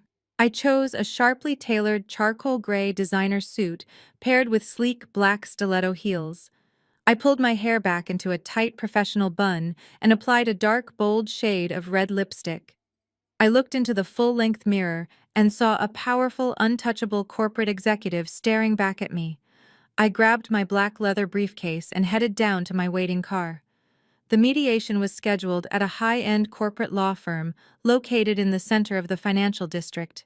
I stepped out of my car and walked confidently into the towering glass skyscraper. The receptionist directed me to a massive conference room on the 40th floor. I did not bother to bring my expensive corporate legal team. I did not need them to handle a cheap strip mall lawyer and a family of desperate frauds. I walked straight into the downtown law office for the mediation dressed impeccably and completely alone without fear. The heavy solid oak doors of the 40th floor corporate conference room swung open, and I stepped confidently inside. The massive room featured floor-to-ceiling windows, offering a panoramic view of the gloomy, rainy Atlanta skyline. In the center of the room sat a long, polished mahogany table. My entire family was already seated on one side of the table, looking like a perfectly united front of absolute greed. Brandon sat in the middle, wearing a brand new expensive suit he undoubtedly purchased on credit. Chloe sat tightly next to him, clutching a designer handbag and shooting me a look of pure, unadulterated venom. My mother Helen and my father Reverend Thomas flanked them on either side, sitting tall and radiating an absurd level of arrogant smugness. Next to Brandon sat a short, balding man wearing an ill-fitting cheap gray suit. He was nervously shuffling a messy stack of papers. This was clearly the discount suburban lawyer they had managed to hire for their massive extortion attempt. A professional court-appointed mediator sat at the head of the long table, looking incredibly bored. He gestured for me to take my seat on the opposite side. I gracefully pulled out a heavy leather chair and sat directly across from Brandon, placing my black leather briefcase gently on the mahogany surface. I folded my hands, resting them perfectly still. I did not bring any legal representation, the mediator noted, raising an eyebrow. Are you absolutely sure you wish to proceed with this mediation entirely alone, Maya? I am perfectly capable of handling this matter myself, I replied, my voice completely calm and steady. The cheap lawyer immediately cleared his throat loudly, standing up to make his grand opening statement. He puffed out his chest, trying to look like a high-powered corporate litigator. Miss Maya, my name is Attorney Jenkins. He began, his voice annoyingly nasal. We are gathered here today to resolve a massive breach of implied contract and severe financial damages inflicted upon my clients. Over the past 5 years, my clients established a legally binding pattern of reliance on your corporate resources. Brandon provided invaluable strategic financial consulting that directly led to the massive success of your public relations firm. Your sudden and malicious termination of this financial arrangement has caused catastrophic emotional distress and severe reputational damage. I watched Brandon smirk proudly as the lawyer spoke. Chloe reached over and patted his hand, acting like the devoted wife of a brilliant, wrongfully accused businessman. Helen nodded in stern agreement, while Reverend Thomas maintained his fake righteous posture.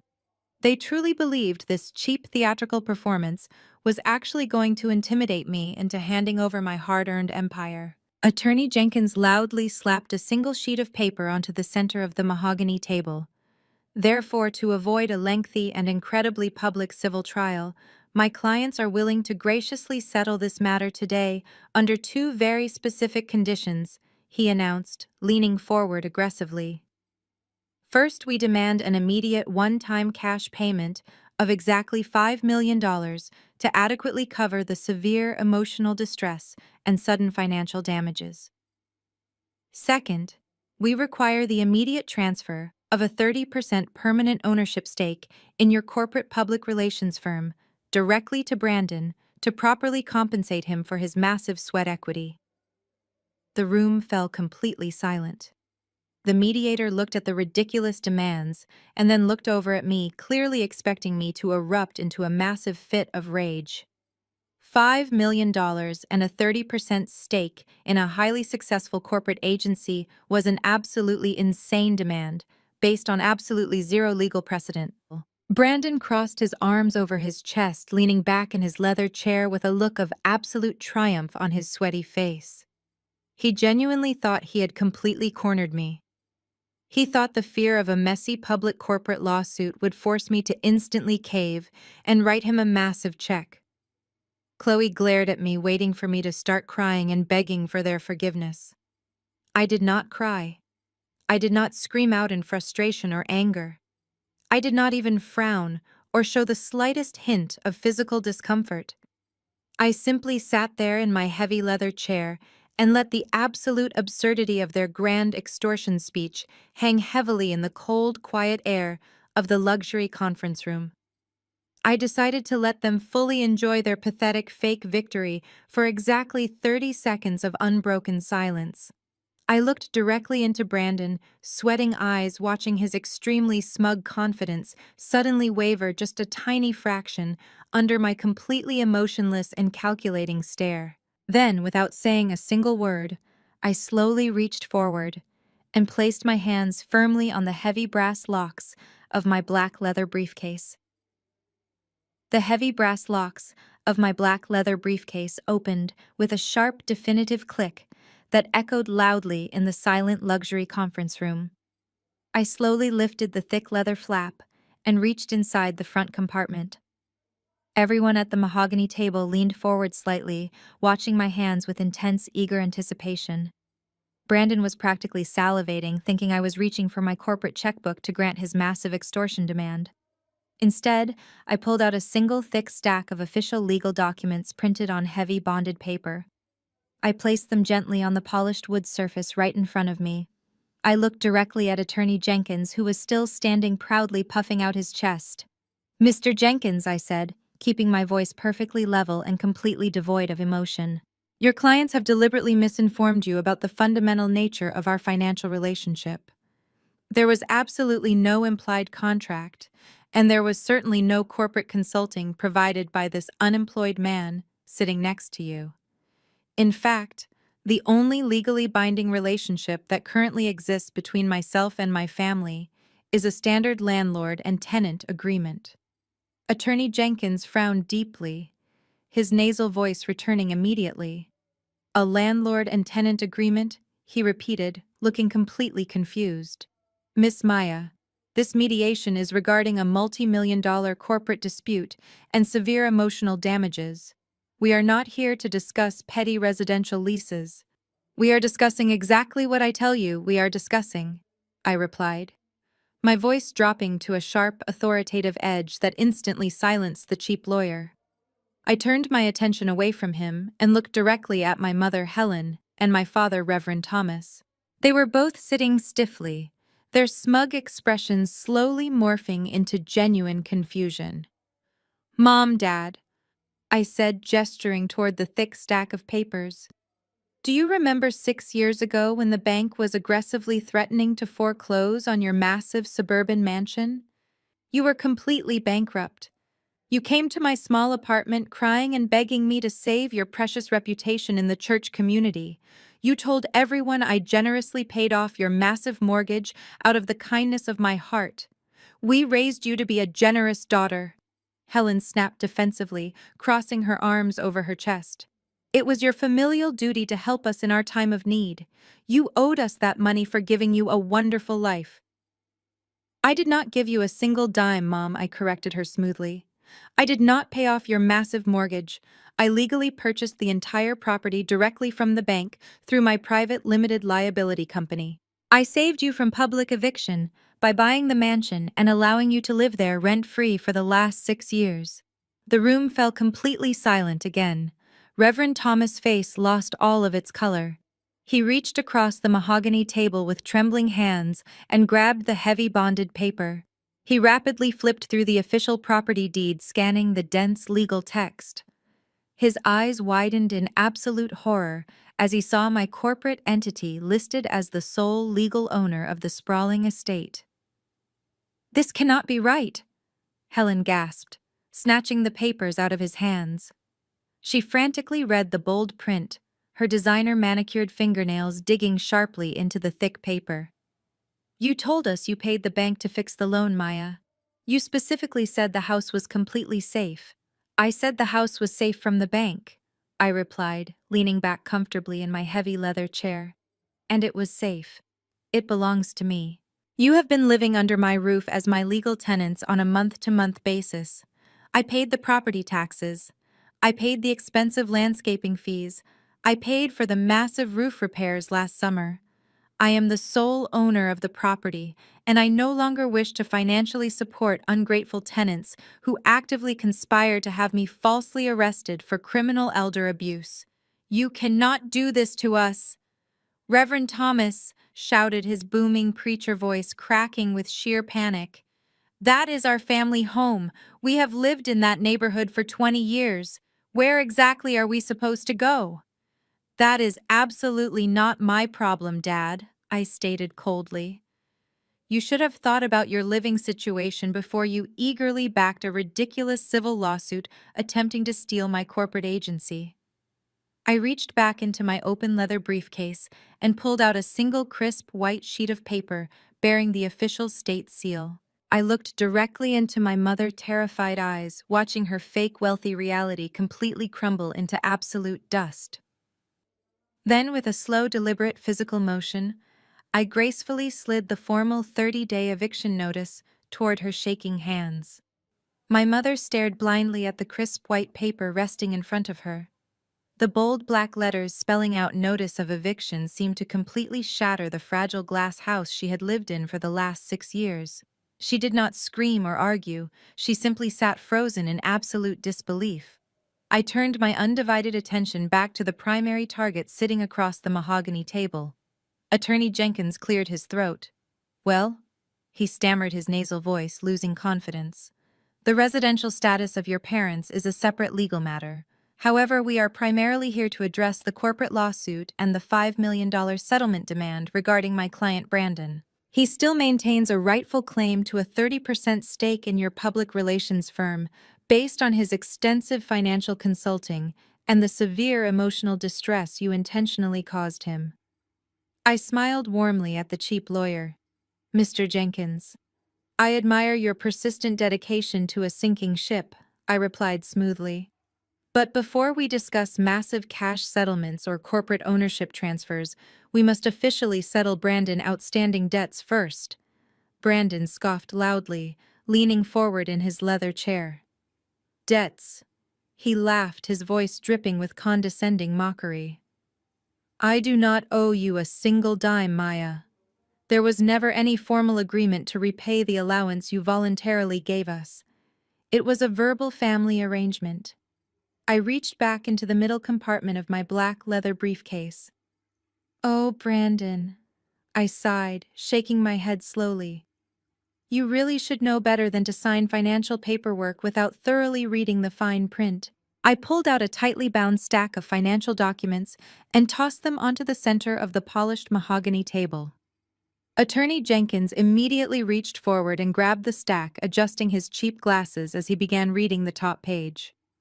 "Over the last 5 years, every single time Brandon and Chloe came crying to me for a massive cash bailout to pay their luxury car leases, country club fees, or private school tuition, I required Brandon to sign a simple document," I explained. I told him it was just a standard tax formality required by my corporate accounting department to legally process large cash transfers. He was always in such a frantic, desperate hurry to get his hands on my money that he blindly signed every single page without ever asking a single question. Attorney Jenkins' face turned completely pale as he rapidly flipped through the dense pages of legal text. He swallowed hard, his eyes darting frantically back and forth across the paper. If you actually bother to read the bold print, Brandon, I continued, leaning comfortably back in my heavy leather chair, you will clearly see those documents are not tax formalities. They are legally binding interest-bearing personal promissory notes. You officially agreed to repay every single dime I ever gave you at a highly competitive annual interest rate. Brandon's face flushed a deep, angry red. You tricked me, he shouted, slamming his fist down hard on the table. Those papers are completely invalid. You cannot legally enforce a deliberate trick. They are notarized, legally binding contracts drafted by one of the most ruthless corporate law firms in the state of Georgia. I countered sharply, my voice cutting effortlessly through his yelling. And according to precise calculations finalized by my accounting department yesterday morning, the total accumulated principal and interest you currently owe me sits at exactly $1.4 million. This number does not even include the massive legal fees you will be forced to pay my attorneys when we finalize the upcoming civil judgment against you, I added coldly. The court-appointed mediator, who had remained entirely silent during the entire explosive exchange, suddenly leaned forward and looked at the documents with genuine professional interest. Attorney Jenkins slowly lowered the papers to the table, looking at Brandon with absolute disgust and sheer panic. The cheap lawyer realized he had taken a massive civil case on contingency for a client actually drowning in millions of dollars of legally documented debt. You are suing me for $5 million, Brandon, I asked, raising an eyebrow. That is fascinating, because I am officially countersuing you for the $1.4 million you legally owe me, and unlike your completely fabricated corporate consulting claims, my lawsuit comes with your actual signature on 50 separate pages of binding financial contracts. The arrogant smirk vanished from Brandon's face. He sat frozen, staring blankly at the stack of promissory notes resting on the mahogany table. His breathing became incredibly shallow and erratic. Chloe turned completely pale and looked at Brandon, who was sweating profusely. He realized his pathetic extortion attempt had now officially sealed his absolute financial ruin forever in this room. Attorney Jenkins did not say another word. He simply closed his cheap briefcase and slowly pushed his chair away from the polished mahogany table. He knew a completely lost cause when he saw one. I am withdrawing as your legal counsel effective immediately, he announced, looking at Brandon with pure disgust. You blatantly lied to me about your financial status and the existence of these binding contracts. I will not be a party to this fraudulent extortion attempt.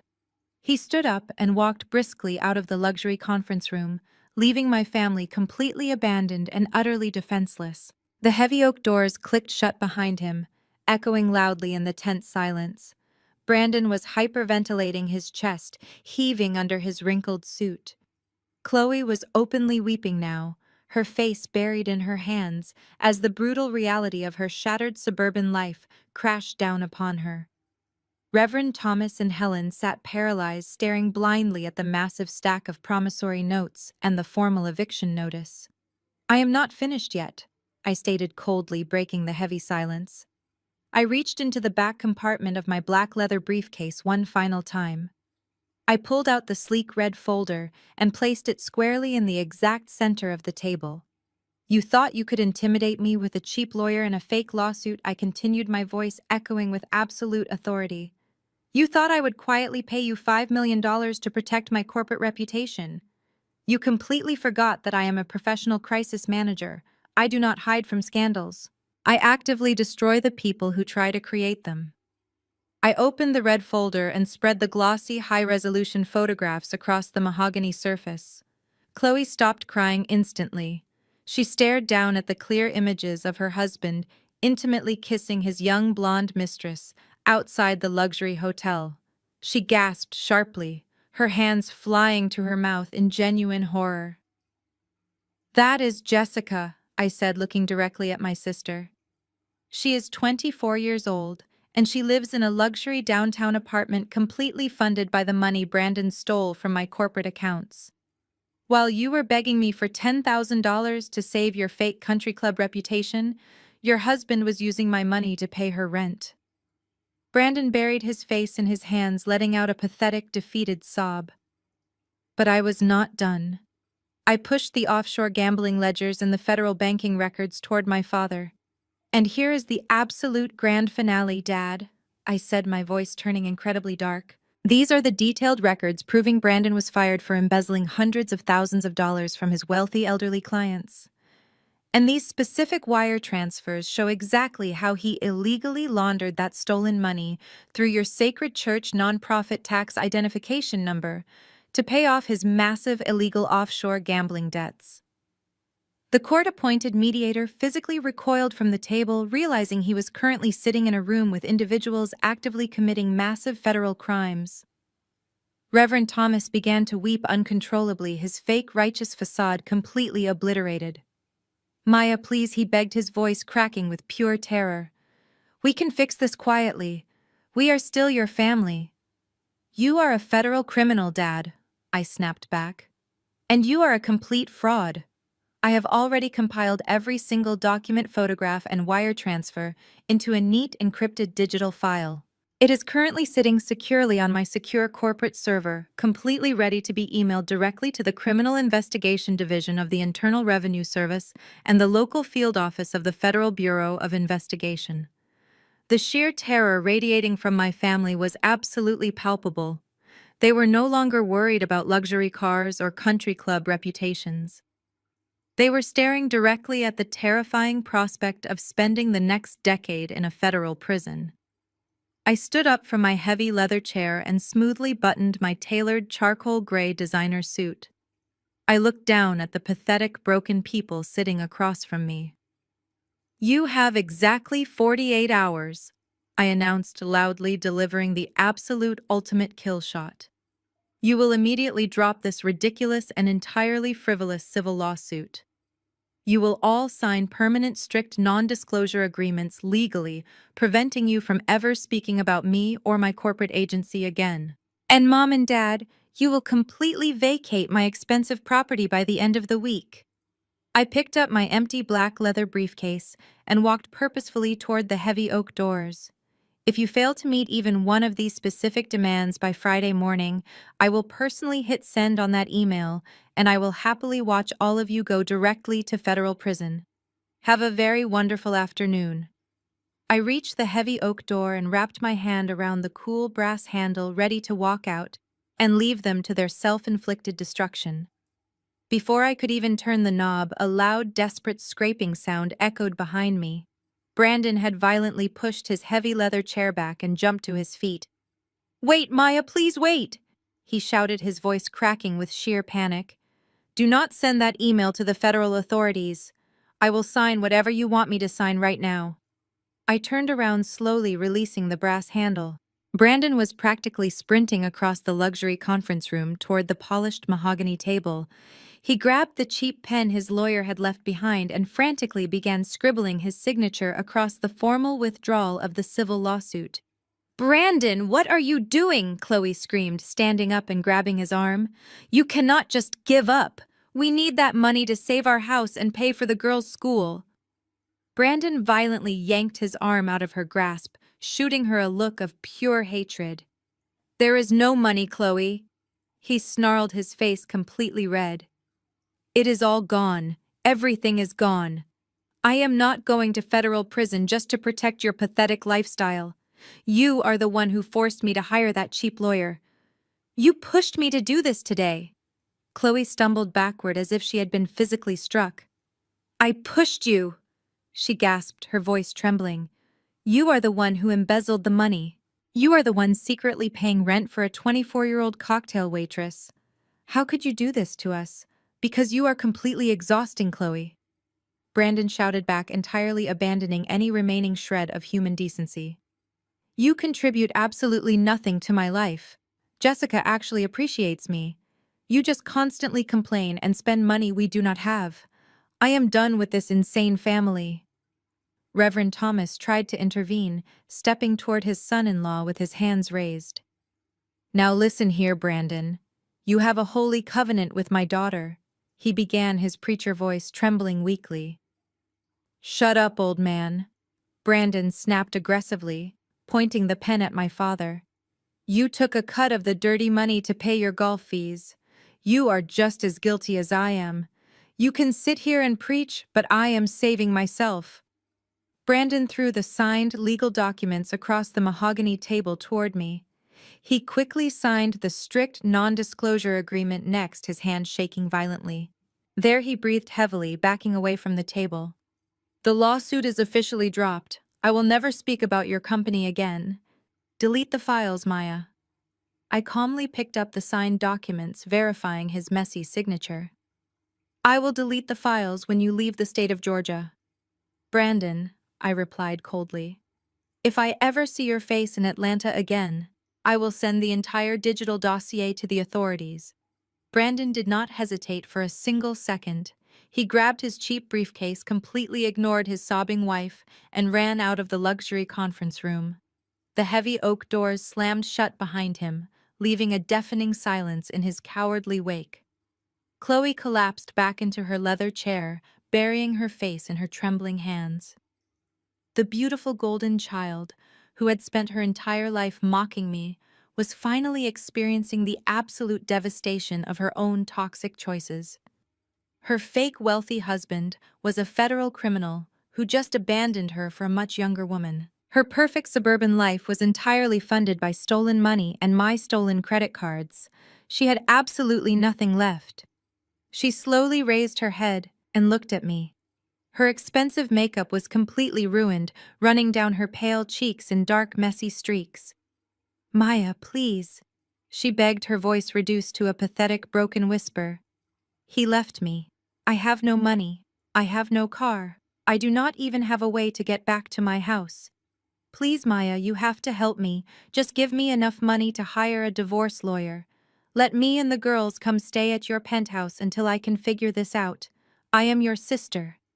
I looked directly at the selfish woman who had laughed when her husband insulted my career at the Thanksgiving dinner table.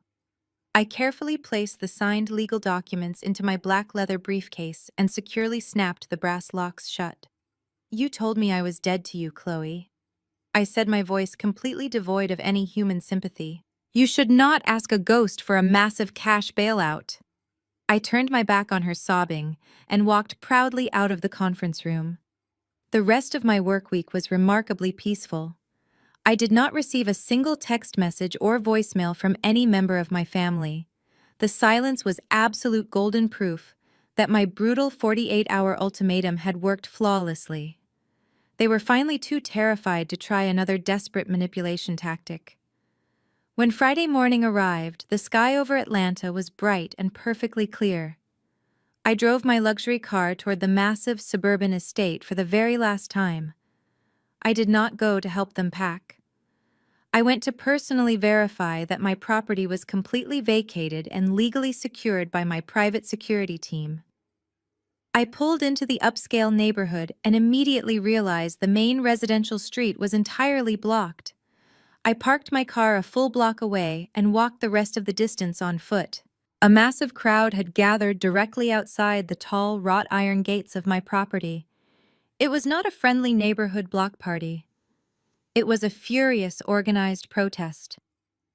Earlier that week, a highly detailed anonymous email containing select portions of Brandon offshore gambling ledgers and the church tax fraud documents had mysteriously found its way into the private inboxes of every single elder and choir member in my father congregation. I am a professional public relations expert, and I know exactly how to quietly distribute a devastating press release without leaving a single digital fingerprint. The church community had officially discovered exactly how their generous weekly tithes were actually being spent. Over 100 angry parishioners were marching back and forth across the manicured front lawn holding large cardboard signs. One sign simply read false prophet, while another demanded full immediate financial restitution for the stolen congregation funds. Two large moving trucks were parked awkwardly in the wide circular driveway, surrounded by a heavy local police presence called in to maintain civil order and prevent sudden violence. I slipped quietly through the angry, screaming crowd, completely unrecognized in my casual weekend clothes and oversized dark sunglasses. I watched from the edge of the driveway as the absolute destruction of my father, religious empire played out in real time. Deacon Wallace.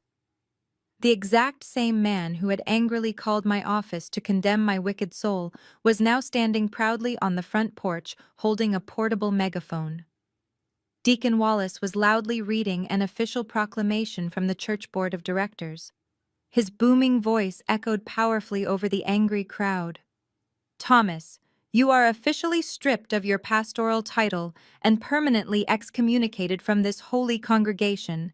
We have formally handed all financial records over to the federal authorities for a full criminal investigation. You are a massive disgrace to this community.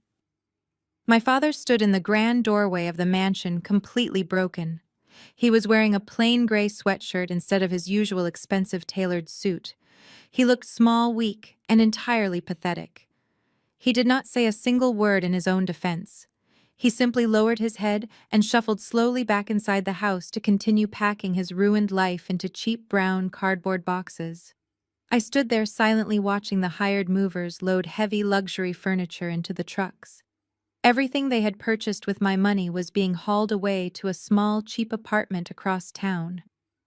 Chloe was nowhere to be seen, presumably hiding in shame or already staying on a sympathetic friend couch. Brandon was long gone, having fled the state completely to avoid the incoming federal indictments and the wrath of his bookies. The grand suburban illusion was finally over. The heavy oak front door opened one last time. My mother Helen stepped out onto the wide front porch carrying a single taped cardboard box. She looked incredibly exhausted. Her perfect hair unraveled and her expensive designer clothes completely wrinkled. As she walked down the concrete steps, she suddenly spotted me standing quietly near the edge of the busy driveway. She stopped dead in her tracks. The angry protesters continued shouting loudly behind her, but Helen focused her attention entirely on me. Her dark eyes burned with an intense, fiery hatred that completely defied her current pathetic reality. She marched straight toward me, clutching the cheap cardboard box tightly against her chest. She stopped just inches away from my face, her breathing heavy and ragged. "I hope you are completely satisfied, Maya," she hissed, her voice shaking with pure venom. "You deliberately destroyed your own flesh and blood. You are a wicked, heartless girl, and I curse the exact day you were born. You will spend the rest of your miserable life entirely alone because nobody could ever truly love a horrible monster like you." I listened to my mother scream her vicious curse into the crisp morning air, but I felt absolutely nothing. I did not argue or defend myself. I simply turned around and walked back to my luxury car, leaving her standing on the concrete steps holding her cheap cardboard box. Her hateful words vanished into the wind, completely powerless against the unshakable peace I had finally secured. 6 months quickly passed, and the harsh reality of their brand new lives officially settled in. The massive suburban illusion was entirely replaced by the brutal consequences of their own actions. Chloe was forced to desperately enter the workforce for the very first time in her adult life. She managed to secure a minimum wage retail job at a massive discount department store in a rundown strip mall.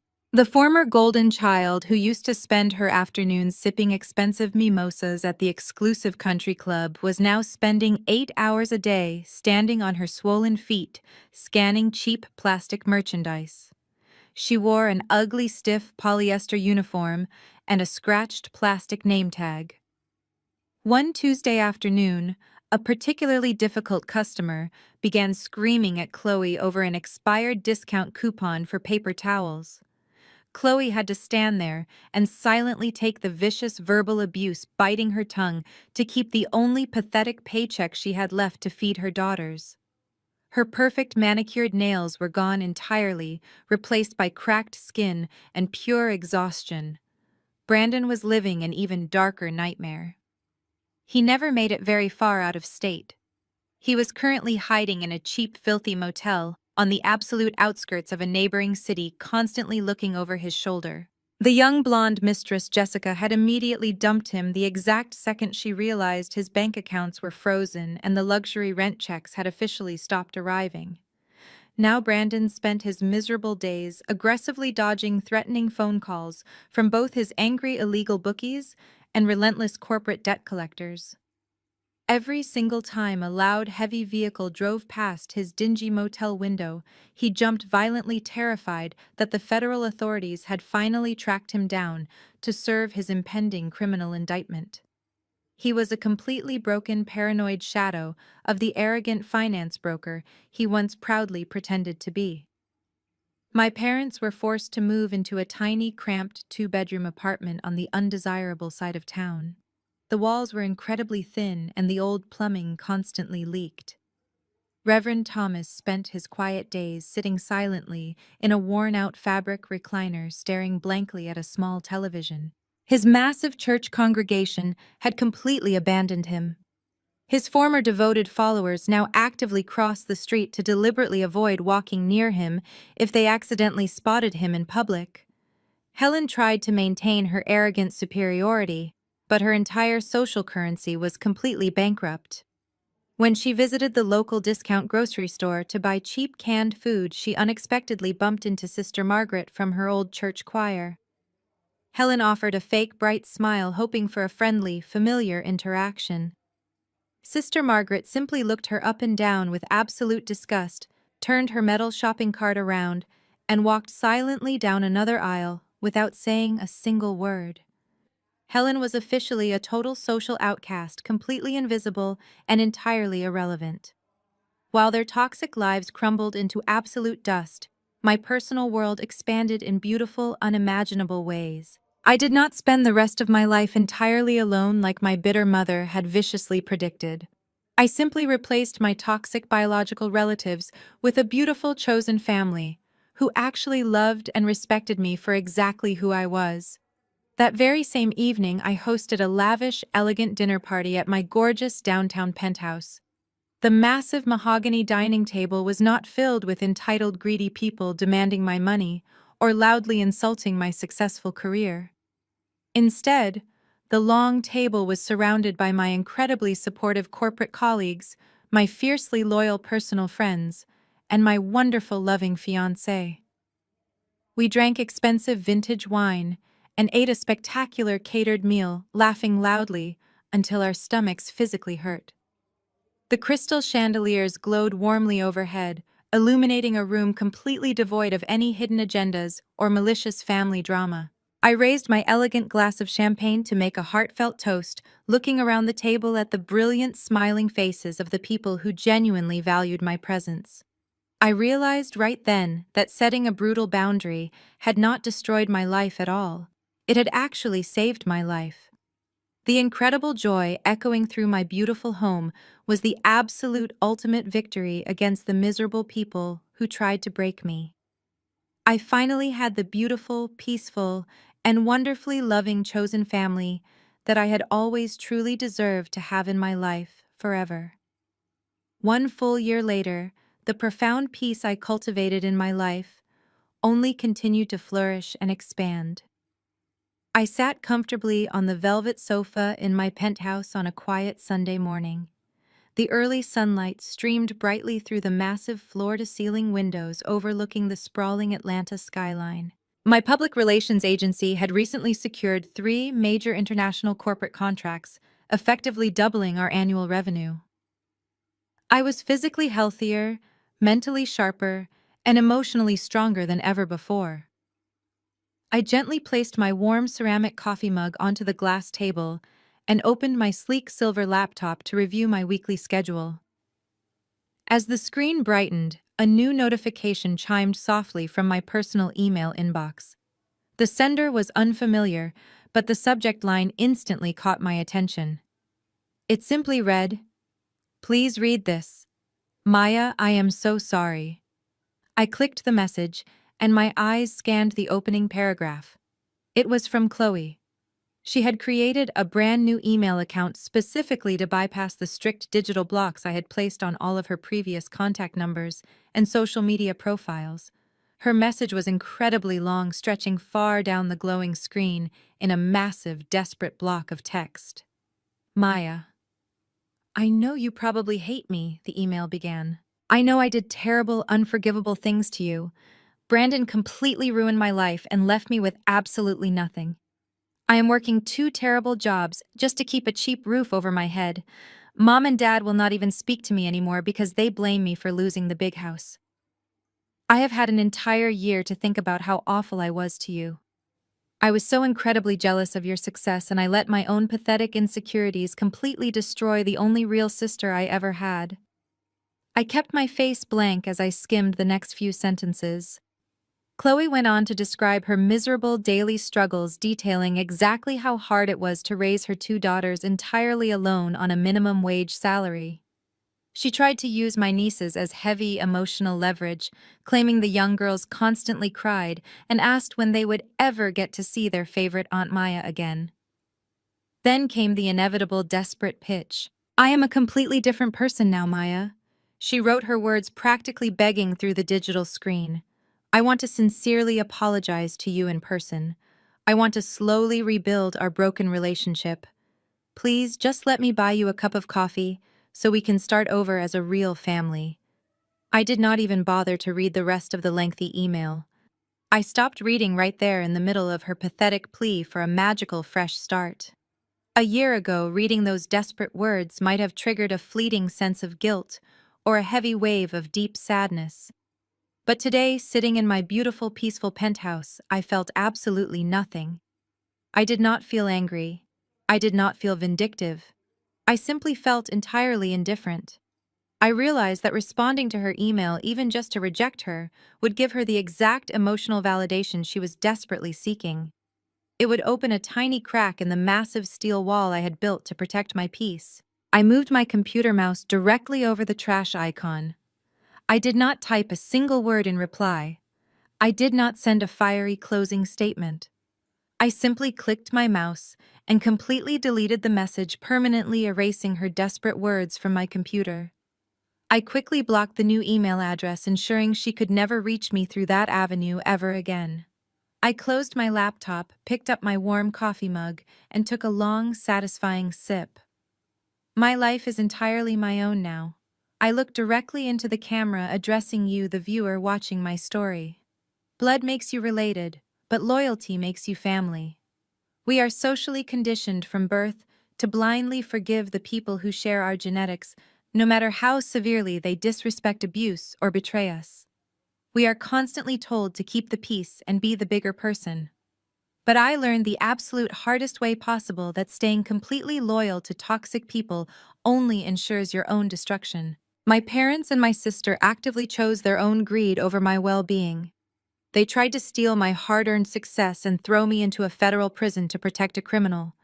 Cutting off their financial access was just the beginning. Completely cutting off their emotional access to my life was the ultimate triumph. Sometimes the biggest blessing is taking out your own trash. Have you ever had to cut off toxic family members? Let me know in the comments. The story of Maya offers a profound and often painful lesson.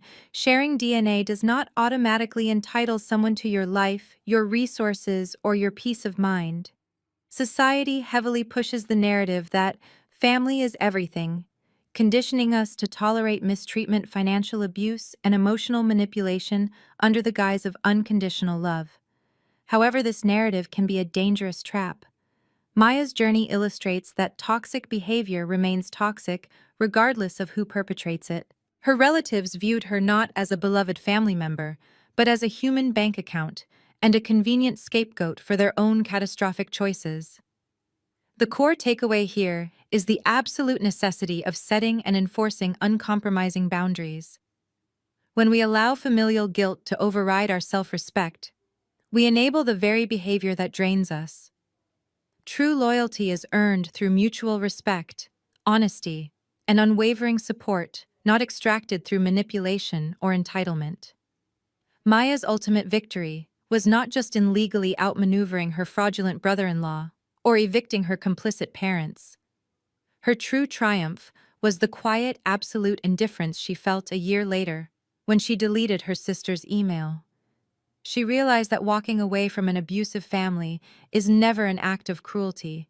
It is an act of profound self-preservation. You cannot heal in the same environment that broke you, and you cannot thrive while tethered to people determined to drag you down. We all deserve a chosen family that celebrates our success rather than exploiting it.